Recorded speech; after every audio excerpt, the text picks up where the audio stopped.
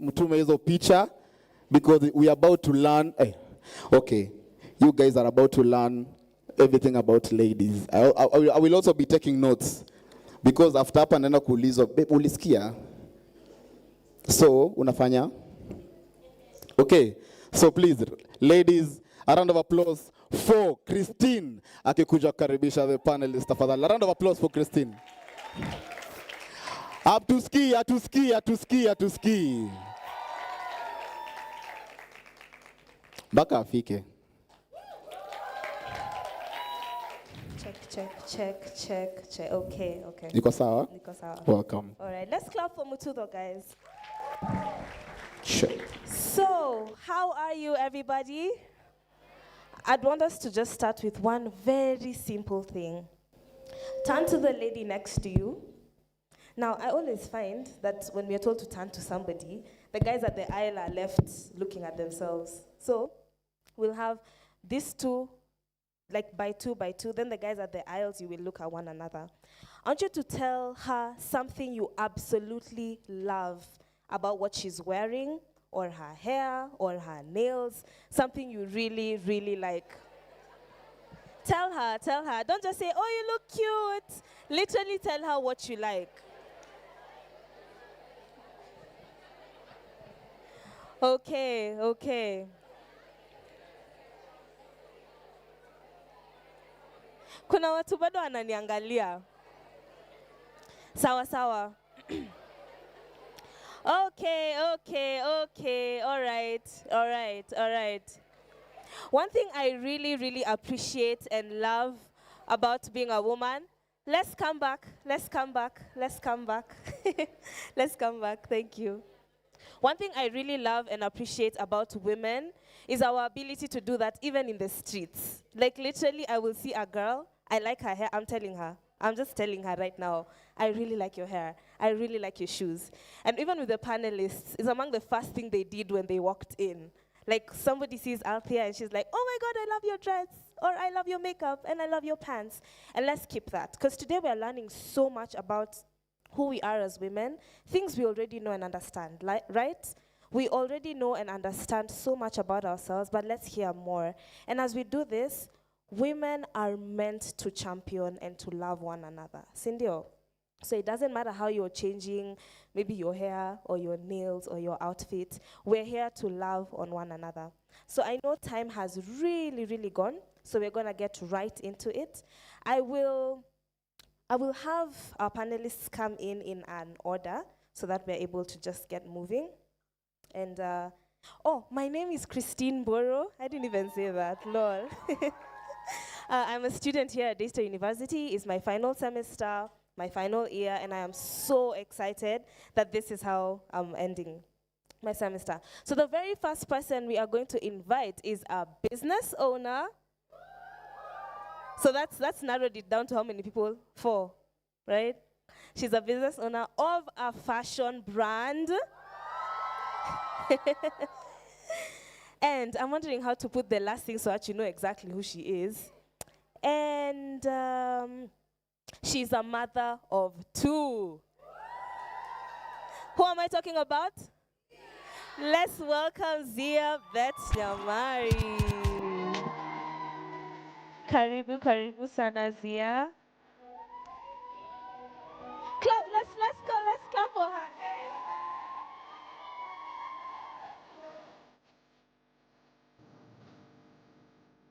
Karibu Zia, karibu. Yes, that is perfect. Are we excited to have Zia on this panel? We are? Awesome. Okay, the next person I'm about to invite is, she does something, I had it today. I was not too sure, but I had it today. She is in consulting, specifically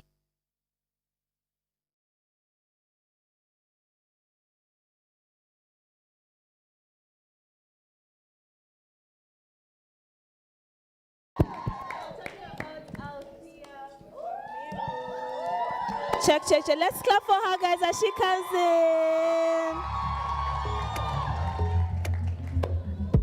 in. Okay. Now to our next 3. Karibu Althea. Let's clap for her, guys, as she comes in. Karibu, karibu. Okay. Check. In case the mic disappears, you guys can hear me, right? Okay. So the next person is also a business owner. And her collection dropped just the other day. You know we're talking about who? Yeah, Karibu Sharon, Karibu, Karibu, Karibu.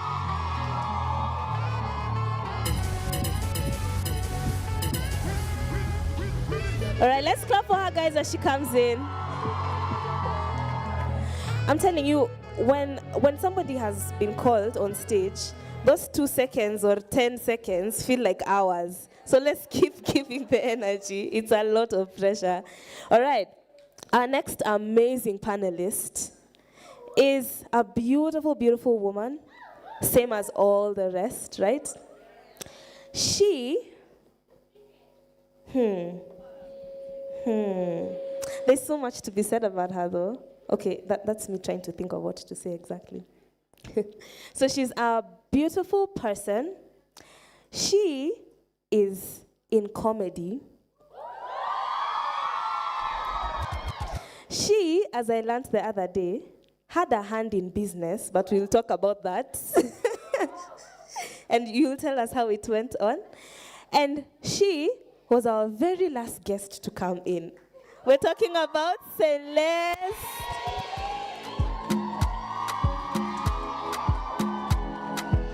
Let's go on, guys. Karibu sana Celeste. And the person I'm about to introduce, I have realized almost all the ladies here are wearing her lip line. That's how good it is. That is how good it is. How many of you actually have something from her business? And you already know who we're talking about. Wow. We're seeing fans out here. So she's been in business. It is doing amazing. And she is also a content creator like very many of the others. And we're talking about Joanna. Karibu, Joanna. Let's keep championing her, guys. Let's keep championing her.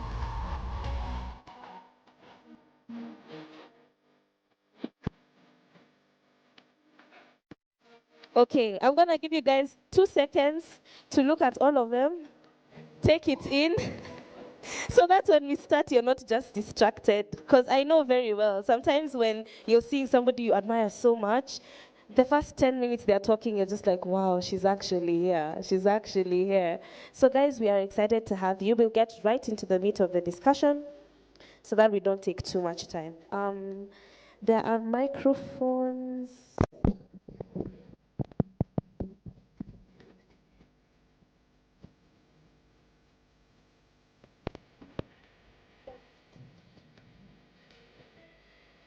All right, the mics are gonna be coming in. So, ladies, are we excited to be here?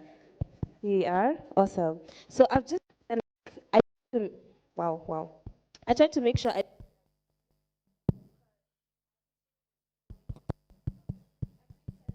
very post about yourself. Sorry. So I'll just give you the way you would want people to introduce you. Many times, maybe too, times as moderators, we introduce you in the way we see you, but I'd want you to have an opportunity to introduce yourself the way you see yourself and how you want people to introduce you. This is your opportunity. So I'll start to my right, and then we can move on. Hi, ladies. I hope you guys are well. My name is Joanna, and I am a content creator, and I'm also founder and CEO of Joanna K Cosmetics, and I'm so happy.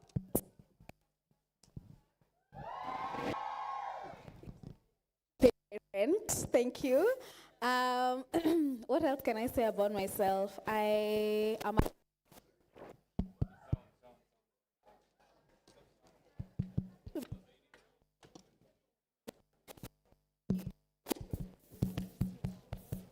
Hello. You can shout. Okay. Yeah. How we had something like this back when I was in uni. Just we have stuff like this. I don't think men have stuff like this, so I love it for.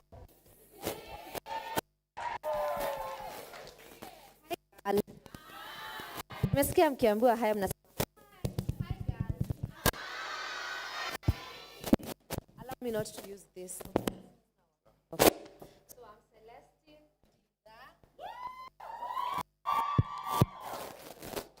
So on.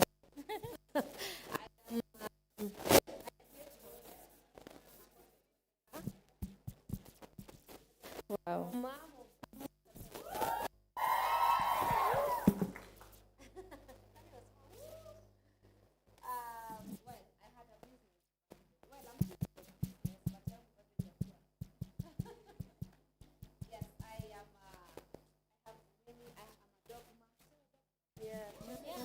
Moms. Yeah, and I'm happy to be here. It feels nice to see you guys. Not just guy. Tutangangana tu, no pressure. We'll try. So I'm happy to be here. At least nimefika Daystar University. Wakiniuliza up to what level? University. Daystar. Yeah, but I'm glad to meet you guys. Hi guys. You know, me, I have a small voice, so I'm just gonna try with the mic until it works.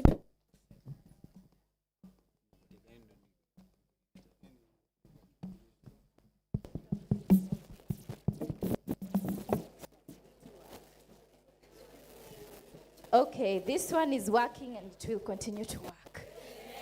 So, my name is Sharon K. Mwangi. I am a digital content creator. I am also an entrepreneur. I own a fashion line called Epiphany Clothing. This is one of our pieces that I'm wearing today. Thank you. I also have a podcast called The Best Kept Secrets Podcast. Thank you. And I'm so happy to be here. I actually went to Daystar. So Daystar is my alma mater. I went to Athi River. I know these days, I heard that apparently these days Athi River is considered shady. But when I was there, it wasn't. I did my degree there, and for my master's, I was in this Valley Road campus. So I'm really excited to be here. This is such a full circle moment for me because this is the school I went to. These are the halls that I passed through. These are the classes that I actually sat as a student. So I'm so happy to be here. Yeah. Hi everyone. I'm Althea Wamero.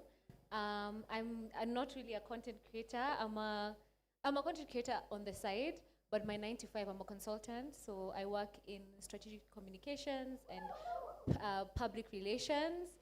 But my passion is fashion, and so I create like content around that as well. Fashion content, lifestyle content. But I'm so happy to be here. I love talking to girls. I love being in spaces where we're empowering women. I think I was speaking to Faith, and I was talking about like our generation is the generation to not bring down women, but empower women in all the spaces that we are in. So happy to be in this space. Thank you for reaching out. Thank you, Bouquet, and all of you for organizing. And I'm so excited for the conversations we're going to have here today. Hi ladies. How are you?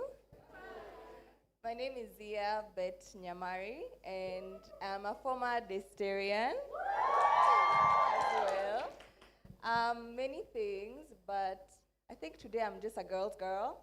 So that's everything else I feel like you know.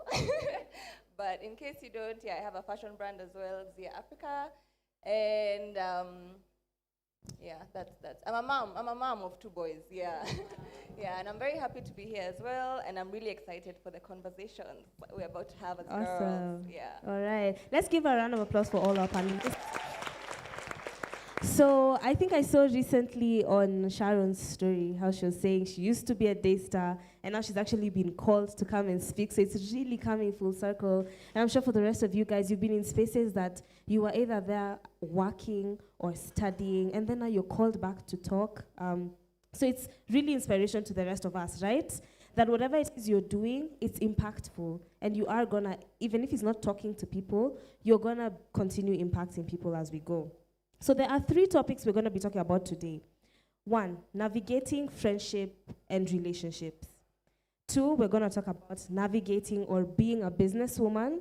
And then 3, being a career woman. All right? So I'll start with the very first question.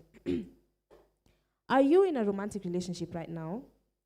And what, I can already hear Paul murmuring. Are you in a romantic relationship right now? And what to you do you consider saying that I am officially in a romantic relationship?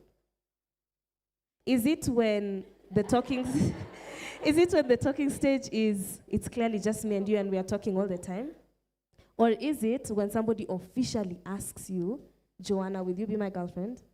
Or is it marriage? Some people say I am not in a relationship until he's put a ring on my finger. So this question is to all of you.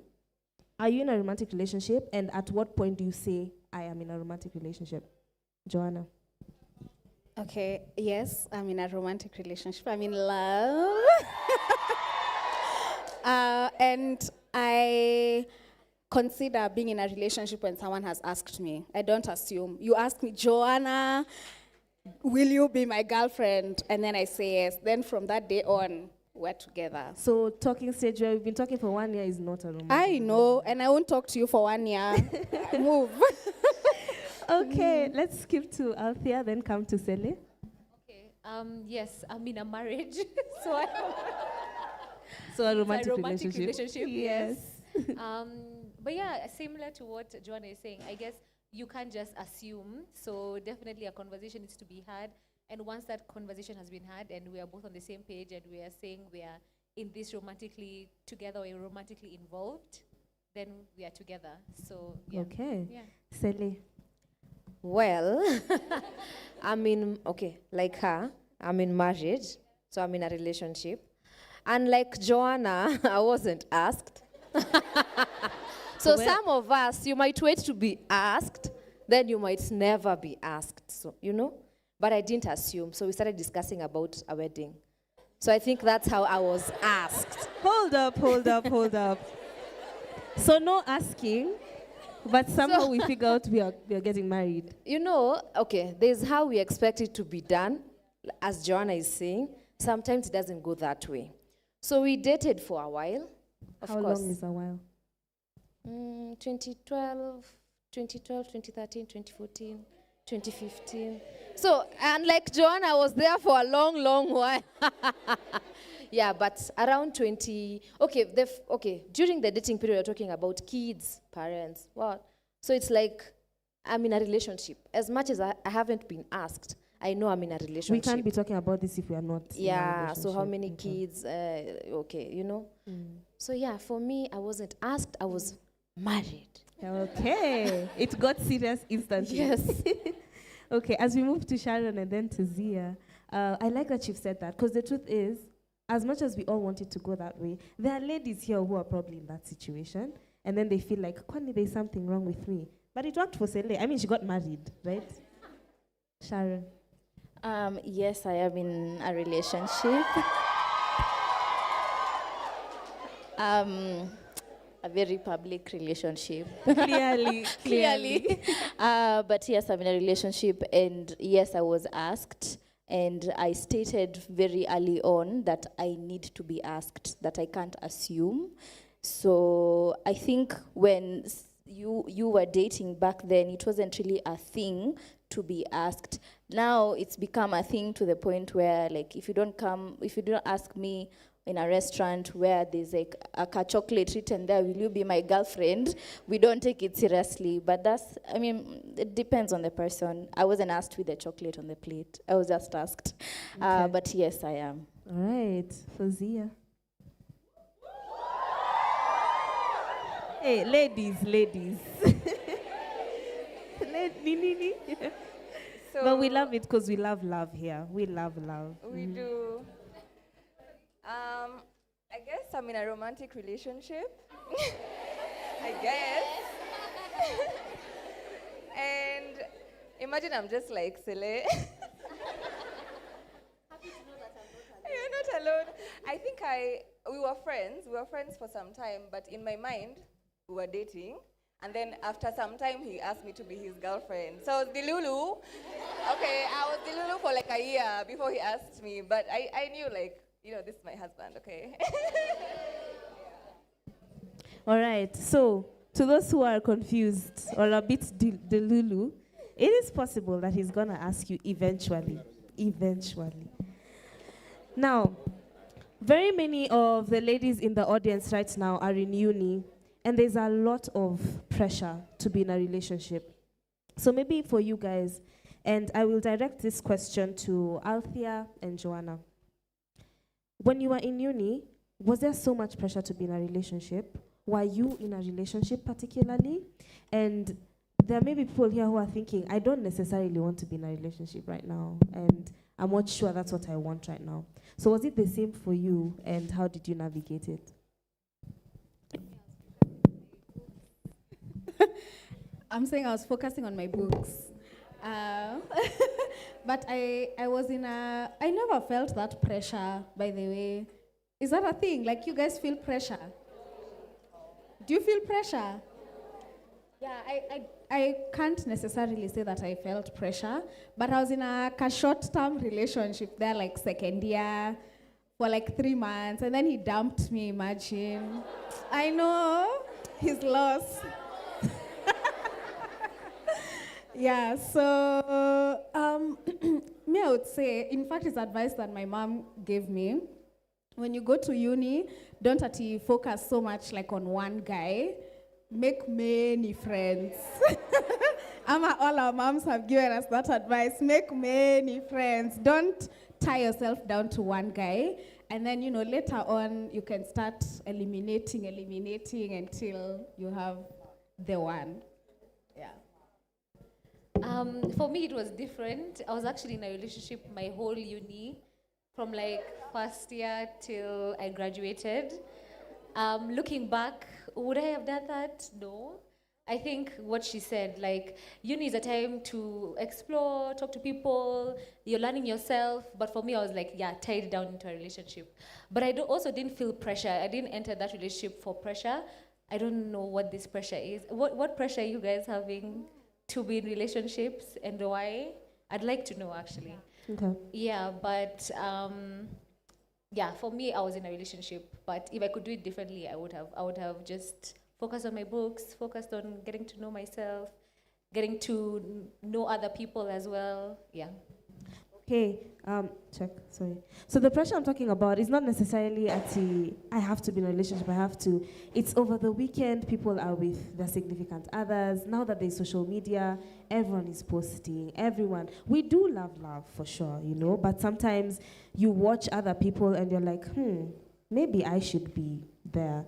But I must say, we are also a generation of very strong women. We won't just jump into the relationship, but there's that thought behind it, maybe I should be with somebody, And the next question is on, so when you were single, whether in university, whether after university, were you comfortable in that space? And what made you comfortable to be in that space of singlehood? Were your friends dating? Was there a phase where your friends are dating and you're not dating, but you're okay with it? And what got you there? What grounded you in that situation? So I'll ask this to Sele and Zia. We can start with Sele. I'm trying to remember the last time Akia was single. Wow. I got married very young. Well, my mom thought it was young. I don't think it was young. I was 24. That was young. Was it 24 or 26? I think 24. I was 24. Okay, what do you guys think? Is that young? Is it old? It's okay. It's okay? Okay, it's okay. Oh, wow. At least, thank you. So I I can't remember my life when I was single. Aki, I don't know kama ni vitu mingi zimekam, like a lot has happened, because that's 4 years, I started wait. Yeah, I got married at 22, when I was 24, if I'm not wrong. Yeah. Those are how many years ago? 10 years? No. I think niko na confusion, but I can't remember when I was single. Okay. I that's fair. immediately got to college, then I got into a very serious relationship. Yeah. So I can't tell you my friends who are going out, but I have those friends in college who are going out with men who had, money. My guy was just in college. He had nothing. So maybe... So how did you push through that? Yeah, so for that there was a bit of, am I in the right direction? Because wanakula chipo, you have to use your meal card to go for the meal, at the mess. So maybe if you feel like, am I missing out on something? Because he was a very good friend, his company kept me going. So I would love having time with him. Nikirudi nikipata wasa nakula pizza na chipo, just for a few minutes. So pressure haikuwa sana. Yeah. For Zia, do you remember being single, and how did that feel? I actually do remember being single after a very toxic relationship. And I remember thinking the next person I'm going to date, number one, I have to marry. God willing, God help me get the right person that I actually marry. And then I remember also spending a lot of time with my friends. I spent a lot of time with my girls. If there's something they're doing, I'm going to be there. And I had a realization that you're not chosen. You're chosen, yes, but you also get a choice. So a lot of the times you feel like in a relationship or you're dating just because, this guy is around, we've been friends for how long, let's now date. Or he likes me. I mean, there's some red flags, but I can ignore, So I think that period after that relationship really grounded me in that I tried to look within at what do I really want in my next relationship, what are the things I'm willing to stand, what are the things I'm not willing to compromise on. And I prayed a lot. Even to leave that toxic relationship, I really prayed because I was like, how am I going to leave this guy? I know he's not the one for me, but I'm stuck here. So when God got me out, I was like, okay, Sawa, it looks like, you have my back, and I'm just going to trust you and follow you and use my gut and the spirit that is guiding me. Yeah. Okay, all right. Powerful, really powerful. And now you've opened the door of toxicity in relationships, and it's very true, very evident. There's that, what was that TikTok series? Who did I marry? And it's a reality. Even in uni, it's no longer just relationships happening when we get towards marriage per se, but even in dating. So maybe to Sharon and to Joanna, have you been in a toxic relationship? Feel free to share. If you're not comfortable, that's fine. But the biggest question is, how did that affect your goals and your purpose? Not just emotionally, like the crying and the hurting, which is also a big deal, but your goals and your purpose, what you wanted to do around that time, did it affect it? We can start with Sharon.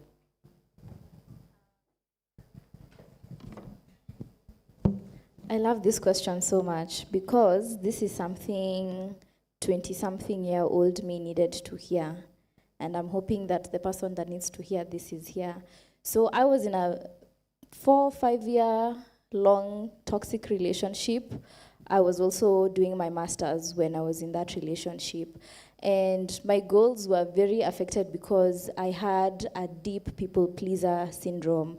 And it showed up in my relationship because I used to perform for him to accept me. You know what I mean? Because I think growing up, I was taught that if you do well in school and if you behave, then you're shown love. So my first interpretation of love was if you do things, if you perform, then you deserve love. So in my relationship, I was literally, one, working for his company for free. Yes, I was doing free and paid labor every single day. And many other things. I was also financing his life, and I was also paying my school fees and my rent, and it was a lot. And I was actually recently thinking about it, and I was thinking, if I had given myself and my career that dedication that I gave him and his company, I would have been so far ahead than where I am now, because his company is really thriving right now. You know, because when he came into my life, he was barely making any money. And because, you know, I'm like, yeah, I need to perform, I need to help him, I need to stand by my man, and I'm gonna stick beside him. I really gave so much of myself, and I didn't have anything remaining for me.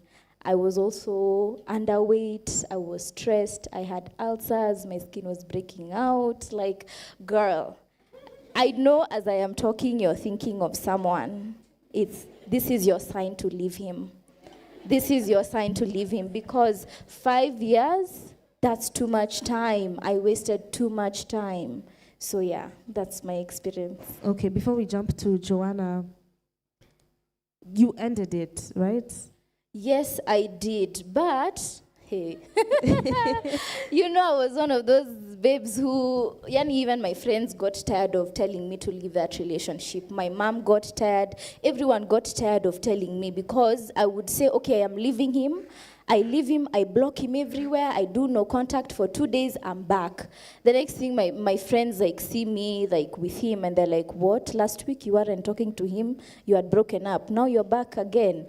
So it was on and off. Even in the 5 years, it was a lot of on and off, until, you know, I prayed that prayer that Zia prayed. I prayed, God, please remove me. And what I learned is that sometimes God has given you everything you need. You're the one who's supposed to remove yourself. So you can be in that situation saying, I'm waiting for God to remove me. I've prayed for God to remove him. But God is saying you have it within yourself to leave that situation. So don't wait anymore. You know within yourself that you need to leave. Yeah. Can I get an amen? And let me tell you, when I finally left, I never looked back. In fact, I got the ick. You know, the ick, you can't even now when I see, if I was ever to see him, I'd just be like, what did I even see in you? But the way I was so in love, you couldn't tell me anything. So you have to get to a point where, you're done. Yeah. And it's amazing you say that, because the truth is about toxicity. When everyone else is telling you about it, you're wondering, what are you guys saying? Like, this is the most perfect guy. What do you mean? No, the thing with me is that I knew he was bad for me. Everything my friends and my mom were telling me, I knew, because, it was so evident in how he treated me that he wasn't a good person and he wasn't for me. But I don't know, like, I just had so many internal things that were keeping me there that I had to finally face myself. Because if you're in a toxic relationship, you're there because there are parts of you that need healing. There are parts of you that you don't think you're deserving of healthy love. So, yeah. Wow, let's couple. Yeah, beautiful. For Joanna, have you ever been in a toxic relationship? How did that affect your goals and your purpose?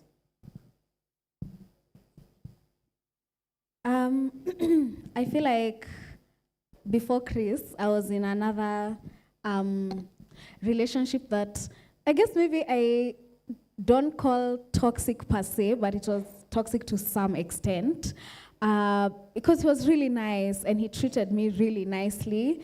It's just that he didn't have any money, and that's not what made it toxic. I think it's okay that he didn't have money. I think it's the fact that I, like Sharon, also stepped in to decide to finance his lifestyle. Yeah. So actually, it was a long distance relationship. So he was from Nigeria. Red flag. I know, guys, don't judge me. Yes, don't judge me, please. That's a red flag in itself. But so I actually flew him to Nairobi. Yes, I did, guys, I did. I flew him to Nairobi. I paid for an Airbnb. We went on holiday. The things we do for love. On my dime. Mind you, I worked really hard for that money. Yeah. Like if you guys used to follow me on YouTube, I used to do these wig videos. And I used to do like wig video.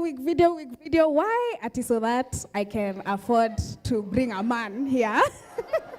I know, guys, I know. Even I give myself the ick, but it's okay because I feel like I learned a lot from that situation because I feel like, just like Sharon has said, I think a lot of it was because maybe I felt like I was not deserving of someone who could come in and like I wasn't deserving of the kind of guy that I wanted.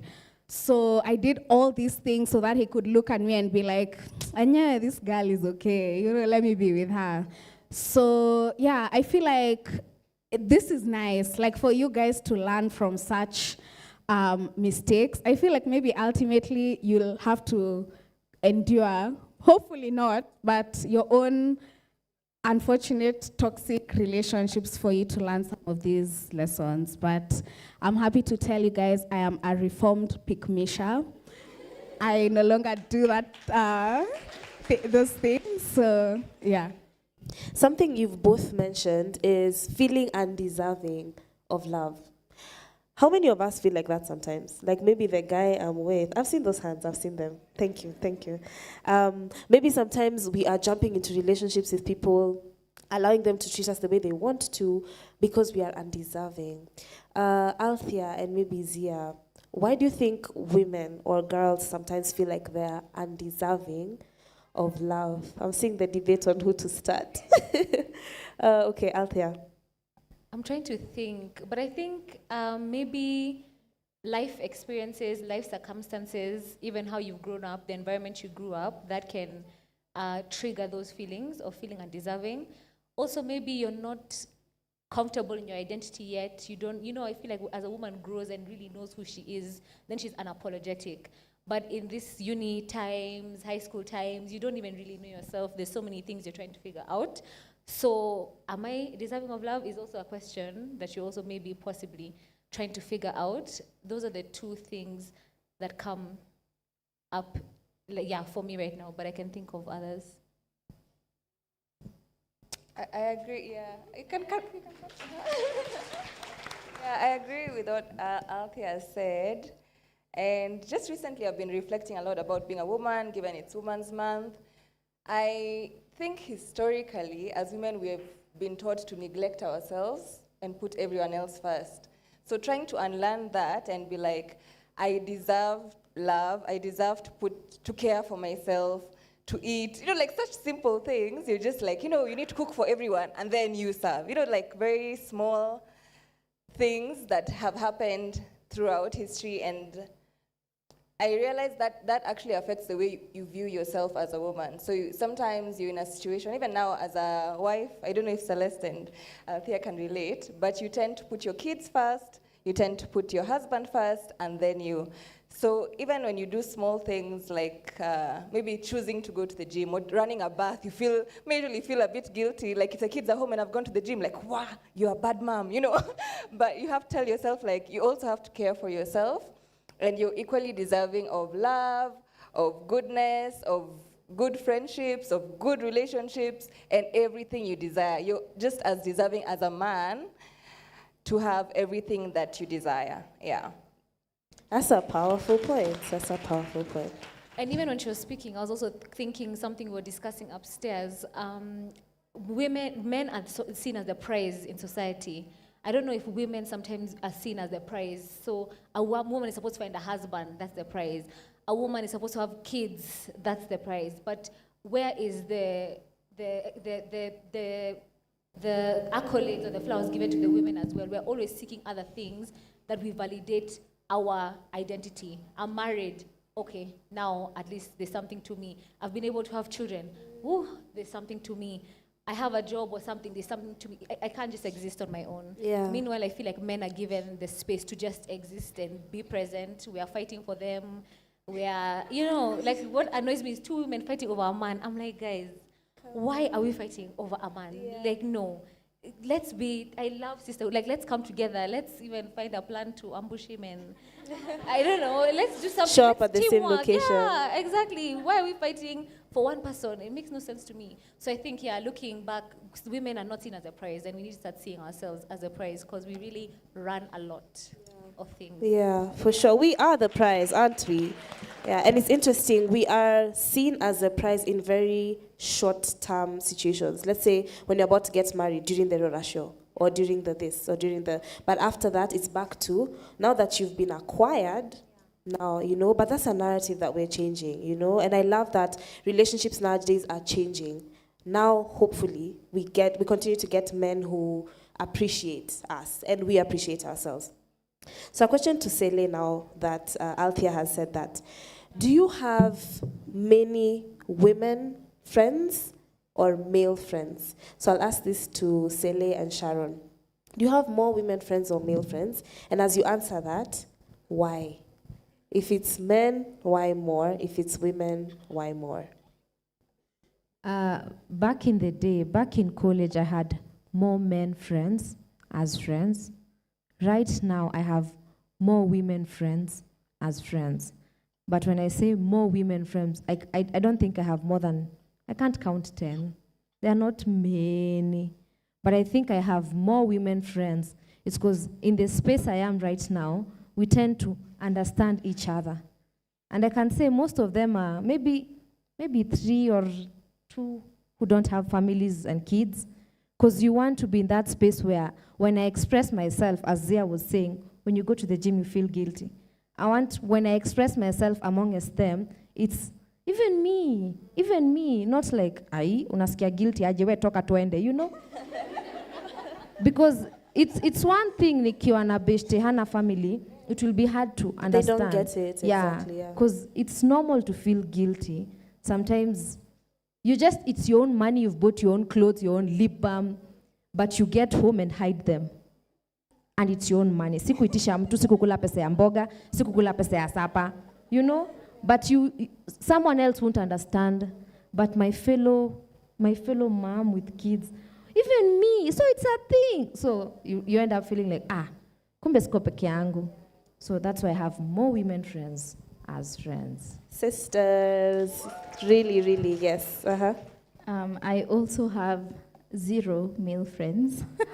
0, like 0, none. Maybe like acquaintances, but people I would consider close friends, no. Okay. But it was actually a prayer point I had early in the year. I told God, please, at least 1 male friend, because I do think that they add some sort of value in your life. But I have a very close-knit circle of women that I consider my sisters, not just my friends. I didn't grow up with any sisters. I only have a brother. So I've always wanted to have sisters, and because I didn't get that biologically, I got them with friendship, and they're very dear to me. I met some of them in high school, some of them in uni in Daystar, actually. One of them I met when I was in 9 to 5, and one more just in my adulthood. And I don't think men can understand what female friendships do for us. Only we know what hang out with your friends when you live there. Only we know that feeling, because it's so nurturing, it's so warm, it's such a, just a space I can go and laugh and just have fun and just talk about nonsense, or a place that I know that I can go cry and be validated, and they won't look at me like I'm crazy. Why are you crying? They're like, yeah, I get it. It's hard. They're crying there with me. If anything, we're all crying together. So yeah, definitely female friendships for the win. Yeah. Awesome. I'd like you to look at the lady next to you and ask her, is her ratio of female friends to male friends more or less? You'd love to? Okay. A request from our panelists. Has anyone said that they actually have more male friends than women? Yeah? Can I get a show of hands? Someone who said, I have more male friends than I do women. Okay, there's a hand there. I will ask Mutudo. Buke. Yes, yeah. So there's a lady there. Please tell us, you have more male friends than women, right? There's a reason, I'm assuming. So kindly.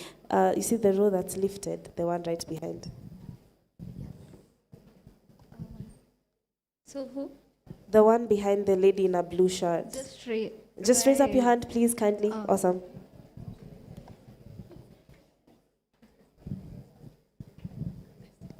Okay, just stand so that we can see. Let's clap for her, guys. Hi guys, I'm Lisa. The reason why I have more male friends than female friends is because for one, I find male friends like they help me understand who I am than my female friends, yeah. Before the mic leaves her, how? The crowd wants to know how. How do they do that? Because I have a twin brother, so my twin brother understands me more than actually my female friends who I have. Yeah. That makes sense, doesn't it?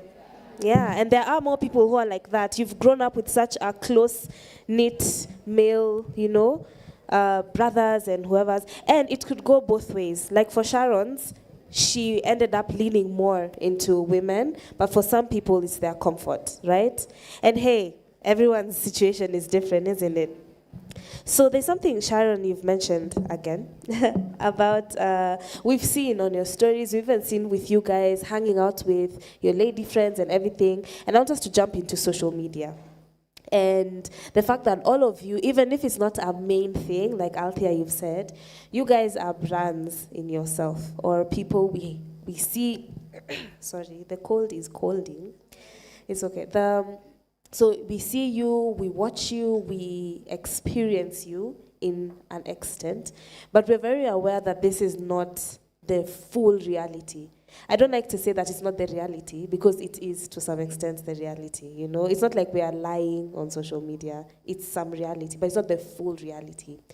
And maybe tell us, for Zia and for Sele, when did you join social media, or at least a kind of aspect of social media, and how do you determine what you're posting? And especially for both of you, because you are mothers and wives and business people and career women, but there are aspects of you we see and there are others we don't. For example, Zia, we don't see her family, we don't see, but Sele is different, we see everything. So how did you decide? Okay, not everything, yeah, but it's everything. Yeah, so how did you define that? We can start with Zia. I joined social media in when Instagram started was 2014. Yeah, like 2014, 2015 there. And for me, social media as a whole has been great in building my business. So I was one of the first online businesses back then. Yeah, oh, thank you. Yeah, so I did start my business when I was in campus. So when you look at social media, don't just look at it as like a place where you go and get to Daku. Maybe you see, how can I leverage? I have 300 followers, 1,000 followers. How can I convert those into sales? That's the business side of me talking. But other than that being a business platform for me, so that was that for however long. Then I got married to Nyash, and it was... And I don't think we ever sat down and had a convo like, we're not going to post each other, we're not going to do this, our children are ours. But I think we both value and try and protect, I guess, our little family. And sometimes, social media has pros and cons. Pros and cons. And I would hate for maybe my child to be bullied. Those are now my fears, maybe. Or, I don't know, for them to grow up one day and maybe be like, I didn't want you to expose me. So those are my personal fears. I don't know what he would have to say. But I'd say everyone is different, right? Yeah, everyone is different. Maybe it's also our personalities. We're both a bit introverted. So ideally, I think even if I didn't have a business, I don't think I would be out there like that anyway. So yeah, I'd say maybe my 2 cents is don't just use social media as a platform to waste time. See how you can benefit from this thing that's taking up so much and consuming so much of our time. Yeah, that's what I would say. All right. So allow me to add on what she has said. That last point, it depends on who you are as a person. You see, the thing is because we have big numbers, so you tend to see us more. But tunaonanga watu wangapi TikTok amefanya video asubuhi amelipuka the following day. It depends with your character. So see, it's because we have numbers, so you feel like we feature some, we show you some. But maybe if I was a different person, ningekuwa kila kitu naona. This is what guides me mostly. I joined social media hivyo tu kitambo when I was in college. I didn't want to be known as, I wasn't a content creator, I was just filming him, akidu videos. Then pressure ika build up, want to see this person. Then later on I was online. It makes sense for us because it makes a living, you know, we earn from it. So it's on the good side, iko sawa. But then we don't sit down, as she was saying, we don't sit down and say, don't post kids. But this is what I ask myself. Mama yangu ako Facebook, uncle yangu ako Facebook. There are things I wouldn't want my mom even to see, ata sai, face to face. You know, there are things you wouldn't want. I have a very old uncle, nika guka. So I keep on asking, even my neighbors, I have neighbors who are very old. First question inakuanga, ule mzee, for example, nifanye tu video kwa bedroom. Ule jirani yangu, si ameona tu mimi kwa bedroom yangu. Those are the things I ask myself. Kuna ile video nitafanya, then I'll be like, this one is okay. I don't care whether they see or hata angeni meet face to face, I'm okay. But that is the one question I ask myself. Nikikuwa siko sure, my mom-in-law akiona na ako Facebook. Like that is the one. Hiyo nitaniambia post or not. That is the, hiyo inakwanga ni kando, litmus paper. Yeah, post or not. But as a person, pia, I'm extroverted, he's introverted. Many won't believe it. But kuna, yeah, najua inakaa funny, he's very introverted. But there are limits. I'm a content creator. I wouldn't mind Tugi akiwa content creator in future, our son. So me exposing him early, akaanza anakiwa mdogo, it will be a win. So you see, this is what I know best. We know creating content. So if Tugi at 10 years ana create content peke yake, I'll be proud. So I expose him to ile extent na feel iko sawa na yeye. He can handle. Yeah. Because even guys ask me, YouTube ilienda wapi? Say ako na mambo mingi. But the time wanatoka shule namwambia fanya video, but I wouldn't want to keep him off because it's getting us good money. So why not even him? Akisemanga daddy alinif. It's like the businesses that are run by families. Daddy alianza, mtoi akaingia, the who's and the who's. Even me, kakuwa poa sana, wouldn't mind Tugi akisemanga. It's because of dad and mom, now I'm a... So to that extent, I will post him. But ile yenye niko, yeah. Yeah, there's clearly a thought process through it. As much as you don't sit down, like you've said, with your partner, you think through it, right? And not just to exposing your children, but also to the content that you produce. And maybe to the content creators here, or if you're having a business and whatever, there is a thought process. Because I feel we try to jump into trends so fast, but like you've said, after you've done the trend, you look at the video and you're like, do I even like it, or did I just do it, right? And as you've mentioned that, maybe to Althea, and to Sharon, and to Joanna, you have no kids we know of, right, so far. So when you think about even, so maybe Althea, okay, right now we have a kid that we know of, but what do you think about it when it comes to content creators sharing your life, and not just your children, your life generally? And then even to Sharon and Joanna, sharing your life on social media. There are extenses you guys have shared, and there are others that you've not. I think for me, even as they were speaking, I actually didn't even want to share my pregnancy. I had really battled with it for some time. I was like, let me just pop up, and I'm a mom, and just show like a picture of like toes, and I had a baby. Or fingers. Yeah, exactly. But I don't know. Sometimes I believe in evil eye. I don't know. Like, not everyone wants the best for you. But then also God, I'm also a Christian. So God was speaking to me and he was like, are you going to let fear drive you? Are you making a decision because of fear? So I was like, you know what? No, I'm not going to be afraid. So yeah, I posted that. But now children, I was actually even speaking with Zia because my husband is also not on social media. He actually, I think he has Facebook. That's it. He doesn't have, nothing. And he's not even on social media. And for him, he's adamant. He will have a conversation and he's like, you're not posting my children. I don't want my children posted anywhere. And I'm just like, but why? Like, I also carried them. They're also my kids. If I want to just post a cute picture. So those are the discussions we're having. I don't know if I'll post, but I do believe, there's only some things, not everyone doesn't have to have all access to you. You're allowed to decide how much access you're giving to people. And as she says, there's pros and cons. Not everyone wants the best for you. There are many people smiling in your face, talking badly behind or wishing, bad for you. So for me, I would definitely segment parts of my life. And I do think about what I'm putting out there and what I'm not putting out there a bit more. Also because I work as well. I have a career, I'm in corporate, I have a company I'm representing, so there's another layer over there as well. So yeah, that's my perspective. Okay, for Sharon, you share a lot of your life on social media. It's not a lot, but we know about you and of your life. Has it been an intentional conversation, even with your partner, with your friends, with yourself? Are there aspects you've said, I'm not sharing this, and others you've said, this is fine? Yeah, for sure. I was surprised when Sele and Zia was saying they didn't have conversations with their partners, because we've had a lot of conversations about social media and what we want to post, what we don't want to post. In fact, even the hard launch was a very, we really had to talk about it before we decided to share our relationship. But we came to the conclusion that Althea had about fear and just not letting fear stop us from sharing our love. Actually, Joanna and I had a conversation about this on my podcast.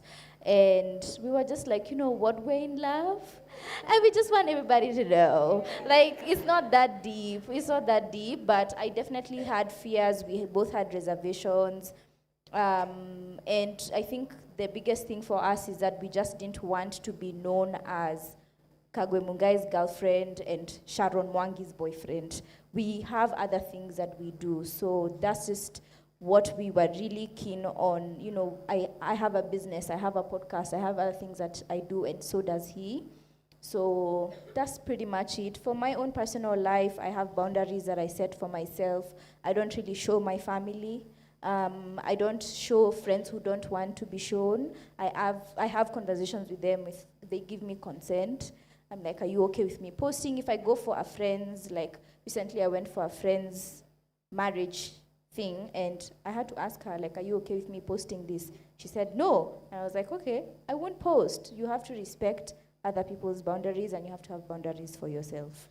True, yeah. For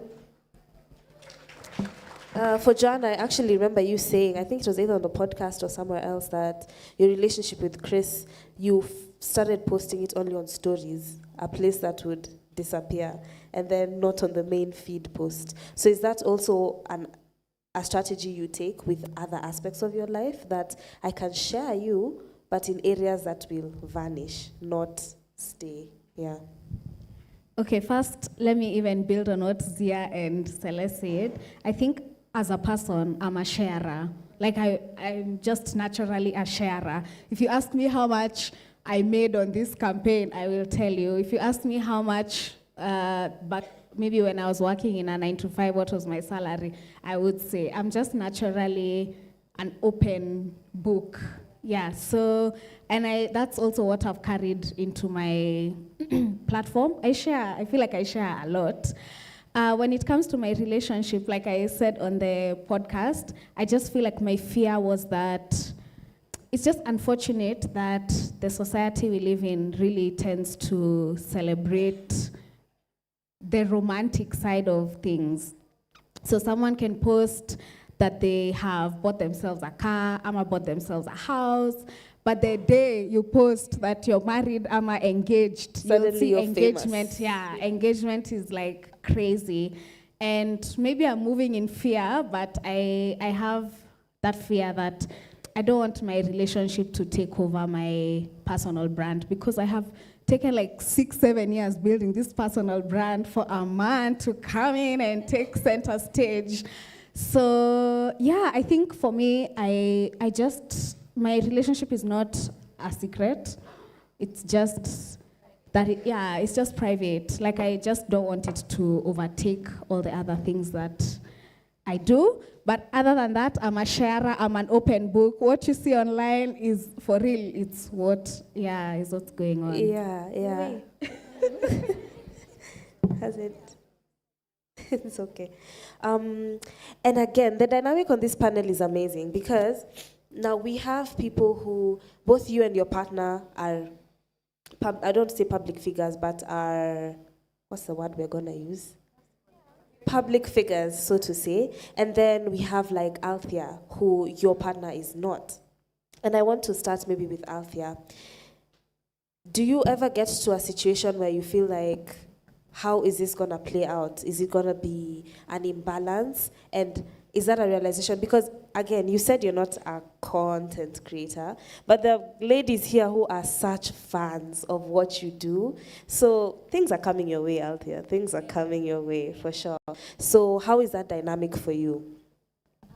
For him, or for, what do you mean? Me balancing? Yes, you balancing the prospect that it's possible that I may become the public figure in this family, and how am I going to navigate that? Yeah, no, I wouldn't say I'm not a public figure, but people do recognize me. It's there. I'm on my platform sharing things. So I am content creating in my own way, but I don't have the hundreds of thousands that these lovely women do. But I am out there, and my husband even is recognized by other people because of my platform. But thankfully, he's a very secure person. He wants what I want, so he would support me.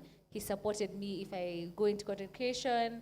If I want to be, out there, he would definitely support. So he doesn't really have an issue with it. I think it's just the children. I don't know. He's like, children, as like you said, what if they grow up and they're like, why did you post me? You exposed so many parts of my life that I didn't want. They don't have that agency. But as an adult, you have that agency. So he's like, don't make those decisions for them.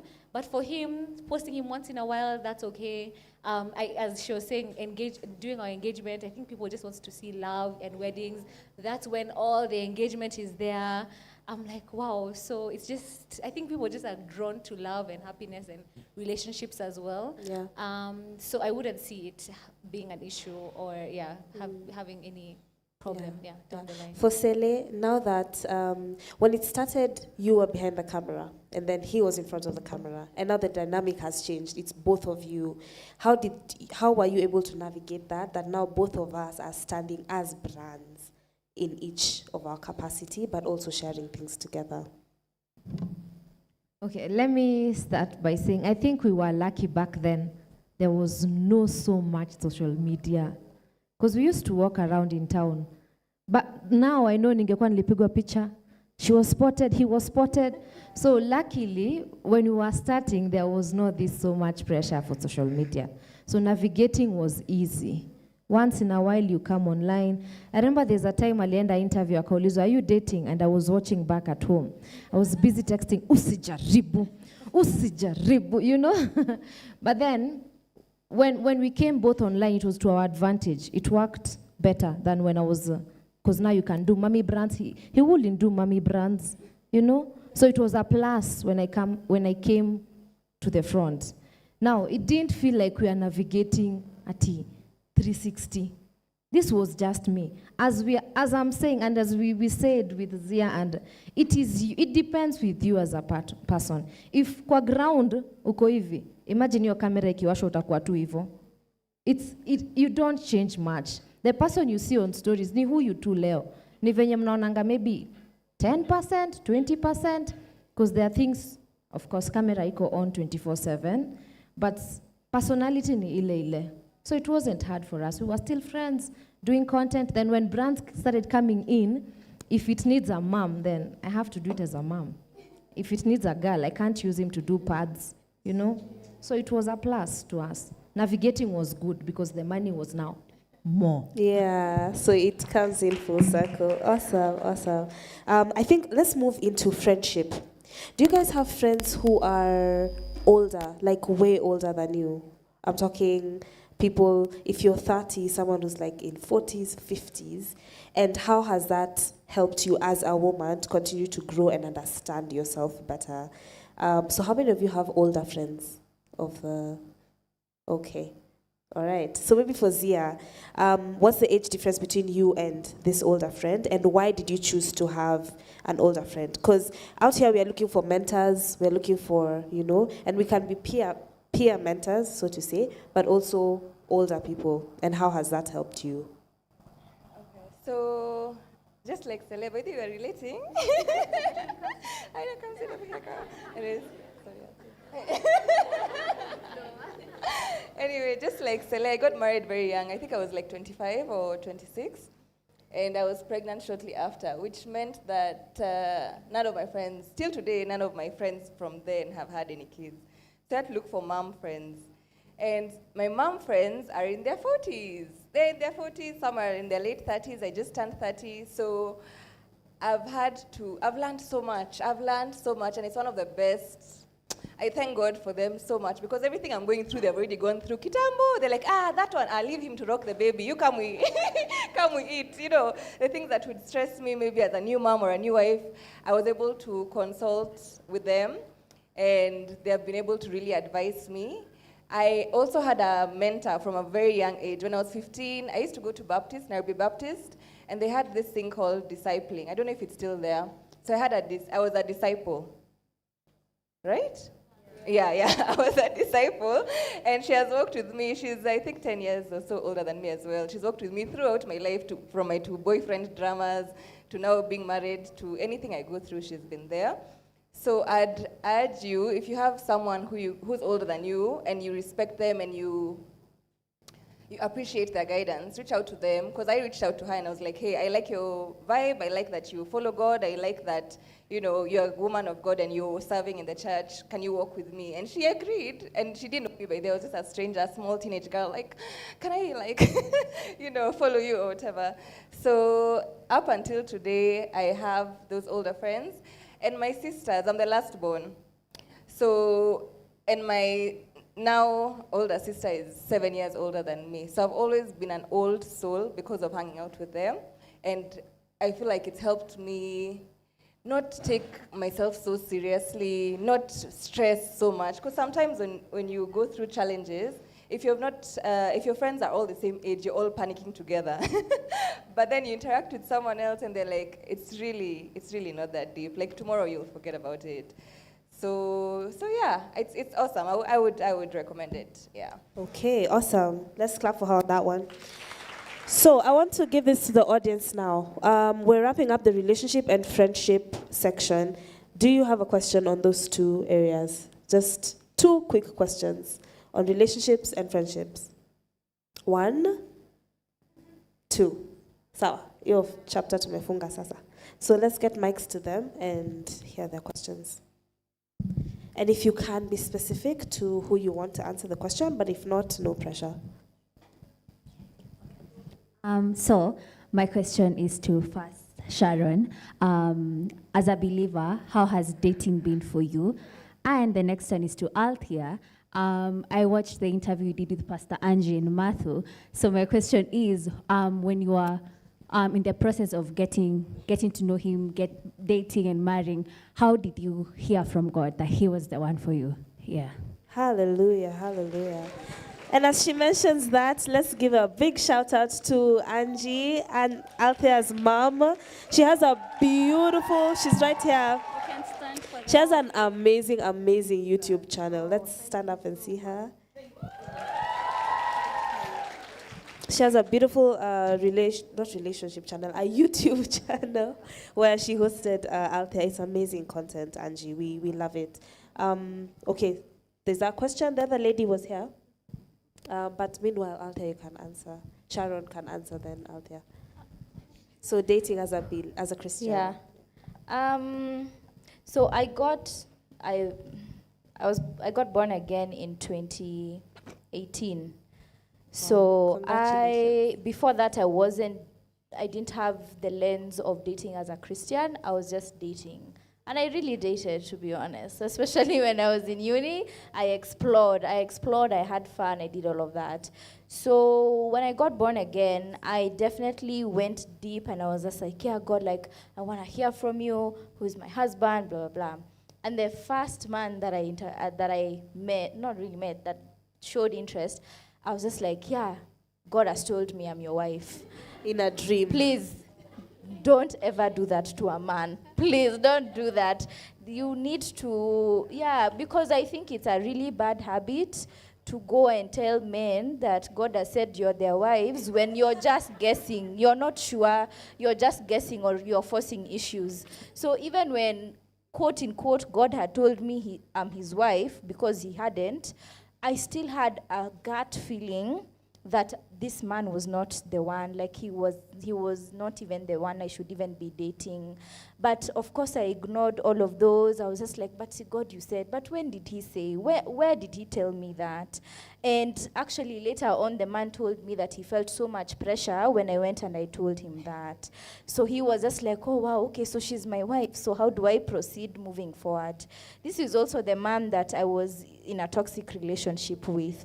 So when he saw that this marriage thing was such a big thing for me, he would use that as leverage to manipulate me, right? So every time I would want to leave, it'd be like, oh, but we're getting married. But God said, you're my wife. You know what I mean? So that's why I'm saying you need to move with wisdom and discernment as you're dating as a Christian. Now I think I am not so hell-bent on, God, I need you to confirm, I need you to tell me, because I trust that because I've walked with God for so long, that he trusts that I will know. You know what I mean? Like, I don't need him to drop a sign from heaven. He trusts that I've walked with you for so long, I've given you so much wisdom, and I've shown you how to navigate in relationships that you will know. So don't stress yourself out so much trying to find the signs and whatever. But some people do have signs, and some people do know when God tells them. But yeah, I think also just don't put so much pressure on yourself. Like, especially when you're in this age that you're in, just date, just explore, just have fun, and when the time comes, it will come. There will be no issues. It will just align so perfectly. You won't even have to, you won't be crying, you won't be no, it will just work out. So just give yourself grace, just continue to focus on your relationship with God, because that's what matters. It's not the man, it's not the babies, it's your relationship with God. That should be first before anything. Everything else will just follow from there. Yeah. That was so well said. Yeah, I agree. For me, it was about how did I know that this was the right, yeah. So first of all, my husband, when I met him, he was unlike any other man I had ever met. We had been talking for like 5-7 months, and I was okay with just talking. Then one day he was like, let's go for coffee. So at coffee, it's like, it's a lecture. I didn't know I came here for, I was just thinking we were just having coffee. He's like, I'm not doing just talking anymore. I need you to tell me what you want. Are we dating? What are we? He's a very orderly person. So I told him, okay, I didn't expect this, but give me 4 weeks to decide. Like, because I was also getting into my spiritual journey, praying, journaling, being intentional with my relationship with God. So he was like, okay, I'll give you 2 weeks. 2 weeks to decide, because I was very open with him. I was dating, I was going for dinner dates with other people, I was going for lunch dates with other people, and I would tell him, I was not hiding anything. So he was like, but I can't do this anymore. So for those 2 weeks, I was praying, as I said, I was journaling, I was meditating, and every day I would pray about this decision, because I knew I didn't want to get into marriage and a serious, because he had told me, this is for marriage. If we get together, we're getting married. That's what it is. So I didn't want to get into that decision just off on a whim, or not just because my heart feels like it should. No, I was like, I need to hear from the Father in heaven that this is the person. Because also from my mom, she had a divorce. So I was like, I also don't want to just get into a toxic or the wrong relationship. So I really wanted to be intentional. So for me, it was prayer. I would pray, I would seek God, and as Sharon is saying, there was no answer. It was just peace. Whenever I thought about him, thought about the future, thought about marriage, thought about this man leading me, I was at peace. That was literally the answer. So after the 2 weeks of praying and seeking God, I took him out on a date, and I told him, okay, God has spoken to me, we're exclusive, we're together, let's get to know each other and get on this journey of marriage. So yeah, there was no answer, it was just a feeling of peace. And also there's a scripture in the Bible, I think, that says, where, like, God is where there's peace. I don't know where it is, but I think there's a scripture like that that talks about him, or the Holy Spirit is in spaces where you have peace. So yeah. Wow. Does that answer your question? It does. Awesome. And to note, you'd mentioned, Althea, that shortly after you started dating, a few months later, he proposed, right? After we did it for 10 months, yeah, then he proposed at 10 months. Yeah. And that's amazing, because I think nowadays we want to date for a while, but sometimes it's different. And when God is in the picture, it's very different. Sometimes you don't have to wait for like a year or 2 or 3. And sometimes God actually wants you to wait, you know? So you could know, but then you're going to wait 3-4 years later, right? Let's have this next quick question. Hi. I wanted to ask about friendship and also like firstborn daughters. Like, what advice would you give them when it comes to friendship based on basically them having younger friends? It's a bit confusing, but you feel like that's your space, but you don't know what to do. And is it okay to like leave the bad types of friendships or the toxic ones? Yeah. Sorry, you said as firstborn daughters, is it okay to have friends who are younger? Right, younger, okay, by age, that is? Yes, by age. Okay. Is there younger by anything else? Anyway. All right. Is there anyone you'd like to answer, or? All right, I think we can direct that to Sele and Joanna. Oh yeah, firstborn. I know Althea is an only child, right? Sharon is a firstborn, okay.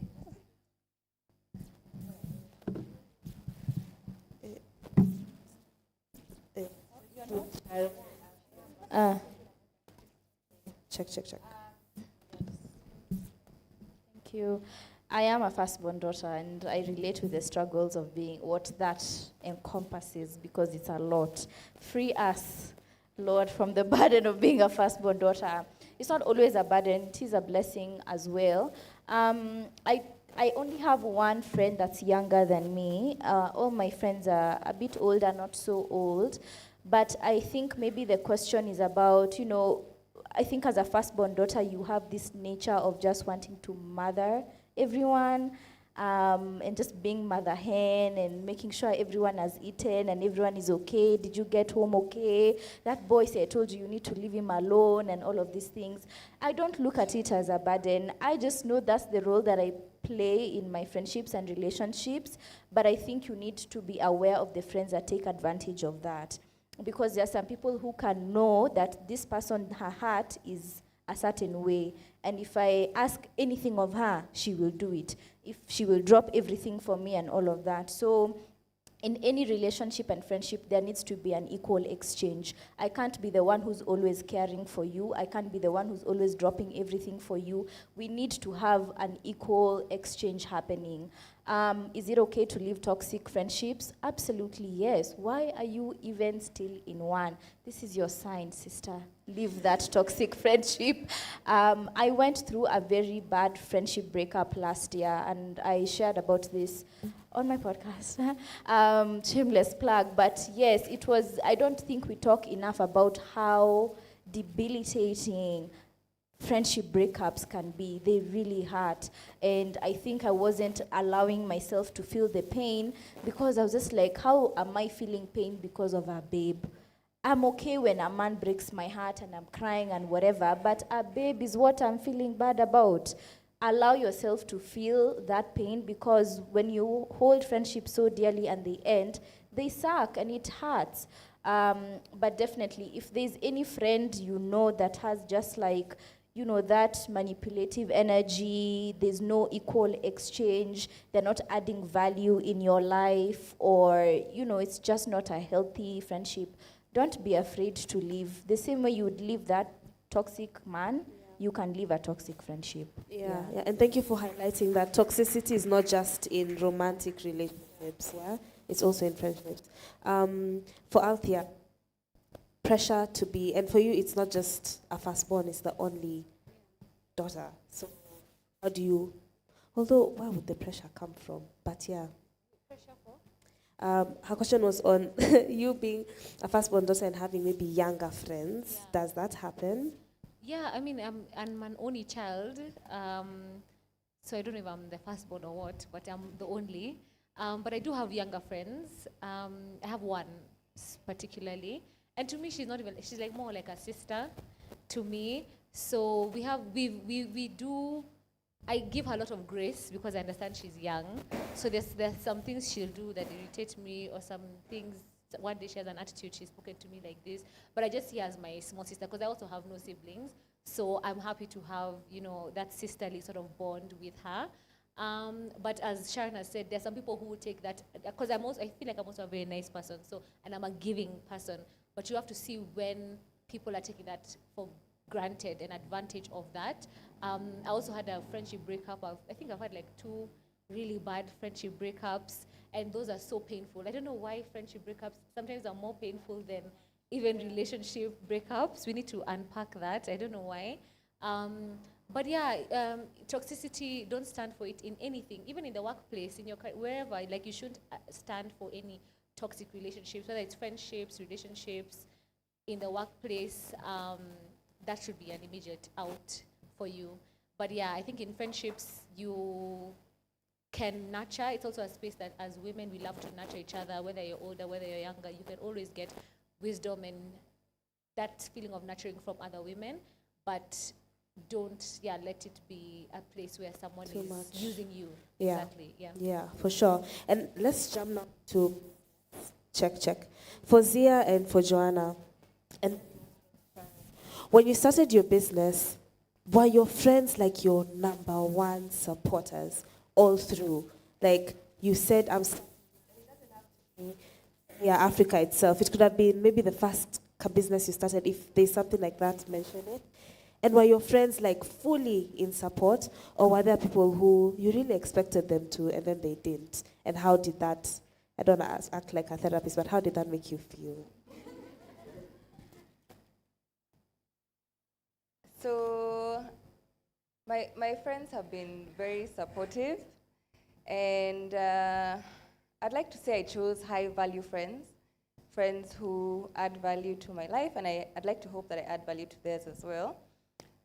One of them actually sits on my board because she's very good in all that. So I think even from this stage, because most of my friends are from uni, I think you too as well.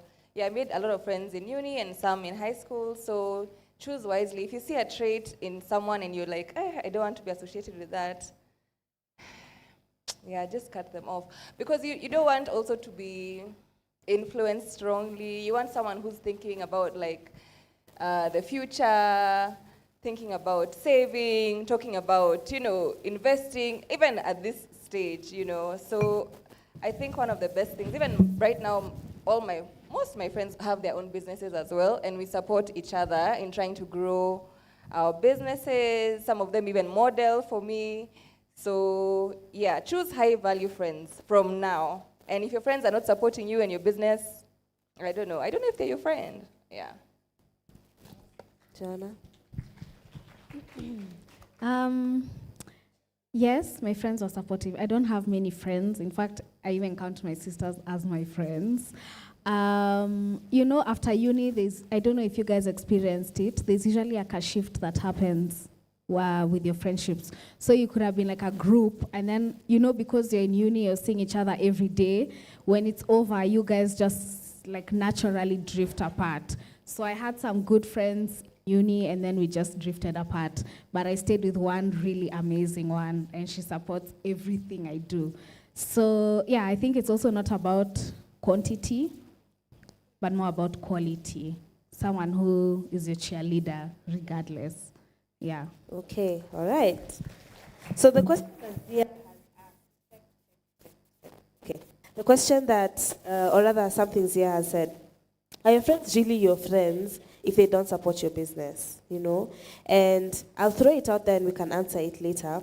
But I've always wondered, maybe, for example, Epiphany, maybe Sharon's dresses are just not my vibe, but I am a really close friend of hers.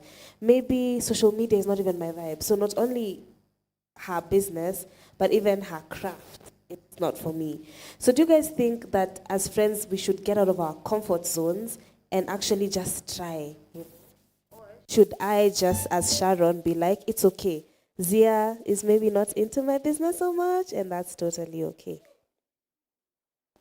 Support comes in so many ways. It doesn't have to be monetary, and it doesn't have to be you posting me. It can literally be like, you've called me, I'm having the worst day because let's say a production, something happened, and you just stay on the phone with me for like that 1 hour, listening to me sob, listening to me just pour out my heart. That is support.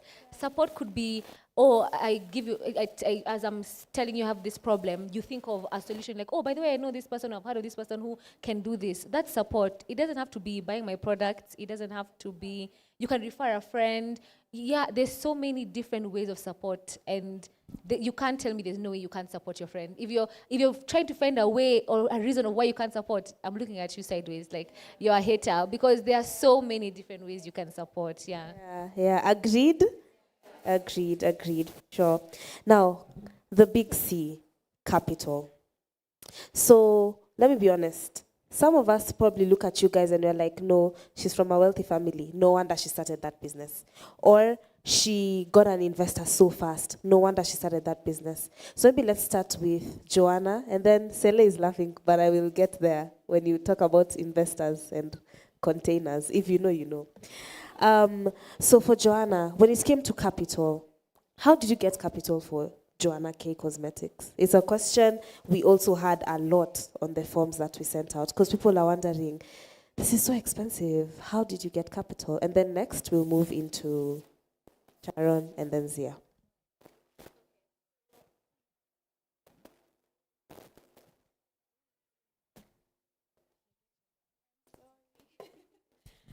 So how did I get capital? I started my business in December of 2018. I had a 9-to-5, by the way, but just for like 2 weeks.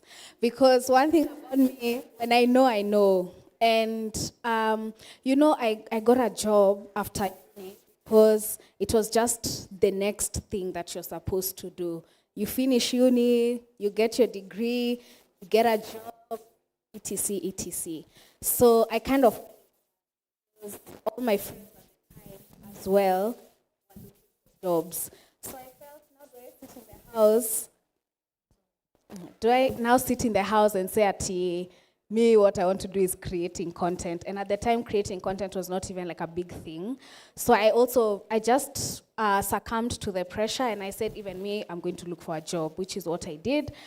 But when I was in that job, I just felt like this is not it for me. And I remember my dad gave me some really good advice.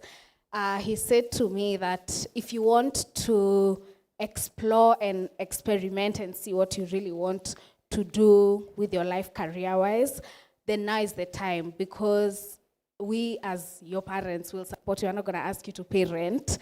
And what can happen is you could enter the 9-to-5 life, and then you just kind of get stuck, and then responsibilities pile on, and then it's even harder for you to leave. So that's what I did. I left and I started doing content creation. And content creation is what funded my business. I think maybe a misconception that people have is that people need like millions to start a business. You actually don't. I didn't start with millions. I started with a few hundreds of thousands, but it was money that I saved over the period of 1 whole year. I could have started that business like in the end of 2017, but I decided to just put the money that I was earning together. So you don't, and I started with really few pieces, like 200. So you don't need a lot you may not need a lot of capital to start, and just you can save, even if it's that 9 to 5. I feel like sometimes you might need to do some things you don't necessarily enjoy for you to save up to be able to do what you actually want to do, what you enjoy doing. So just do the research that you need to do, because I did a lot of research. How am I gonna get these products? How much are they gonna cost me?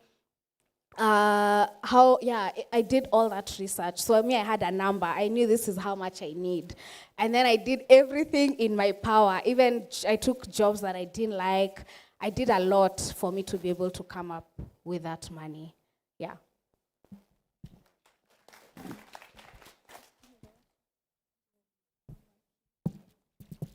So for me, I also had a 9 to 5 for 1 year. And I said, no, this is not my ministry. This is not where I'm supposed to be. And I left and I never looked back. But I don't think 9 to 5s are horrible. In fact, I don't think everyone should be an entrepreneur. Because if everyone is an entrepreneur who's going to grow the corporate sector, who's going to build other businesses. So I think that people who thrive in 9 to 5s and they belong there, and that's great. So I got my capital initially.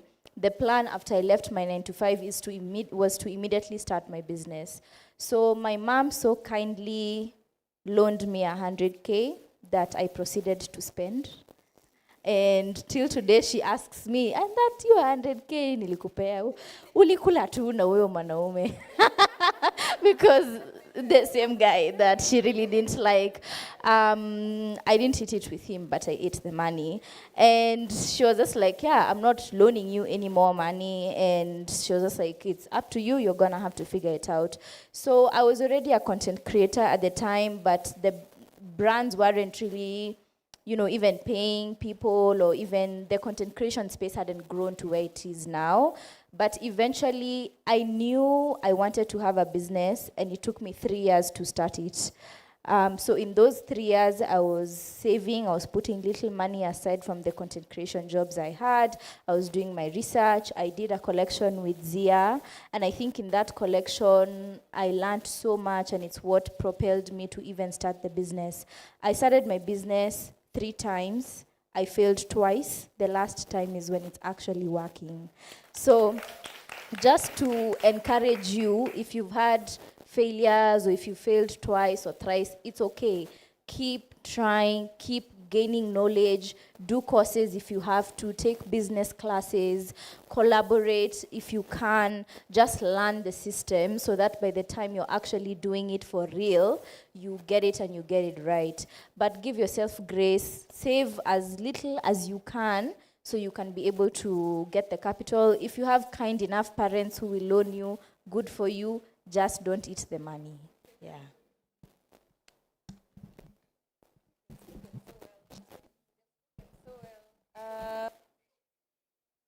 So my first, how Zia started was I used to go to Gikomba. In that Gikomba situation, I went to 2000 Bob. So that one I just had while I was in campus. Maybe I saved, I can't even remember. Later, when it grew kidogo, my sister and I brought in a shipment. I've never paid her back. I've never paid her back, but she helped me with that shipment, which was not even a lot. I think it was like 60,000. But I also had a 95.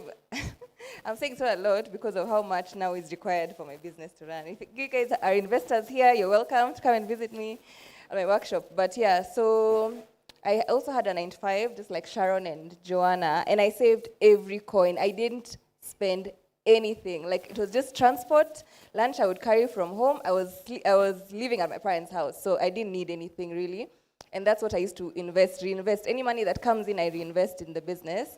And Zia owes me money now. Purity, my admin is here, so yeah. So it's start with little. That's how I see it. Start with little, and then take every customer you have. Try and get as much feedback as you can from them. Did you like the piece? If you didn't like it, why didn't you like it? Did you like the customer service? What didn't you like about the customer service?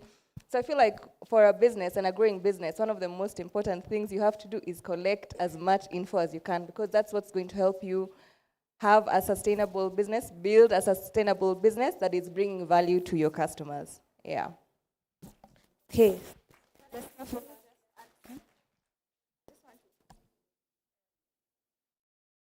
Wanted to add something about Zia. Zia and I met in Daystar. At the time, I was a blogger, and at the time, she had Zia, but it wasn't Zia Africa, it was Zia Collection.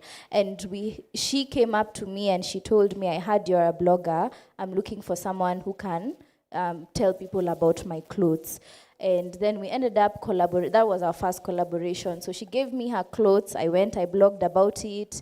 And that's how our relationship started. So this is just to say, even in the spaces that you're in right now, because back then we were also in Daystar, we were just young girls with no money, just ambition. I had dreams and goals for certain things, and so did she. So within your circles, you can network horizontally. You don't have to network upwards all the time. So within whatever you have, there are things you can do. Yeah. Wow. Wisdom truly to people. Two things I think are the takeaway here are, one, networking, collaborating. You don't have to do the business all by yourself, you know? And it doesn't mean I have to look for another person in fashion or another person in content creation.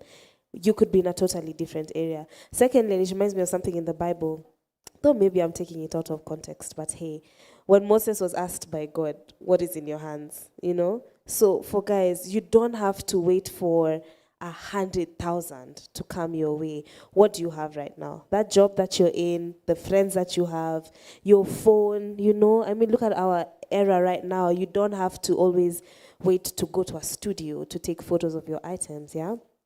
So these are the successes in business. Maybe we've had the good, successful business. That's actually where we're going. No, oh, sorry, that's where we're going. Yes. Because I was a bit like, okay, there are some of us who are still failing up to now. Yes. And we have we have not given hope. We have not given up. Because we still see containers, we are like, okay, containers are good, but, yeah. as she was saying, but I feel like as Sharon has said, don't give up. It is hard. It is hard. It is easier said than done. Because you get an investor, you have the money, you have the capital, you have the platform, you have the numbers, you have the people. But what Zia has said, asking for feedback.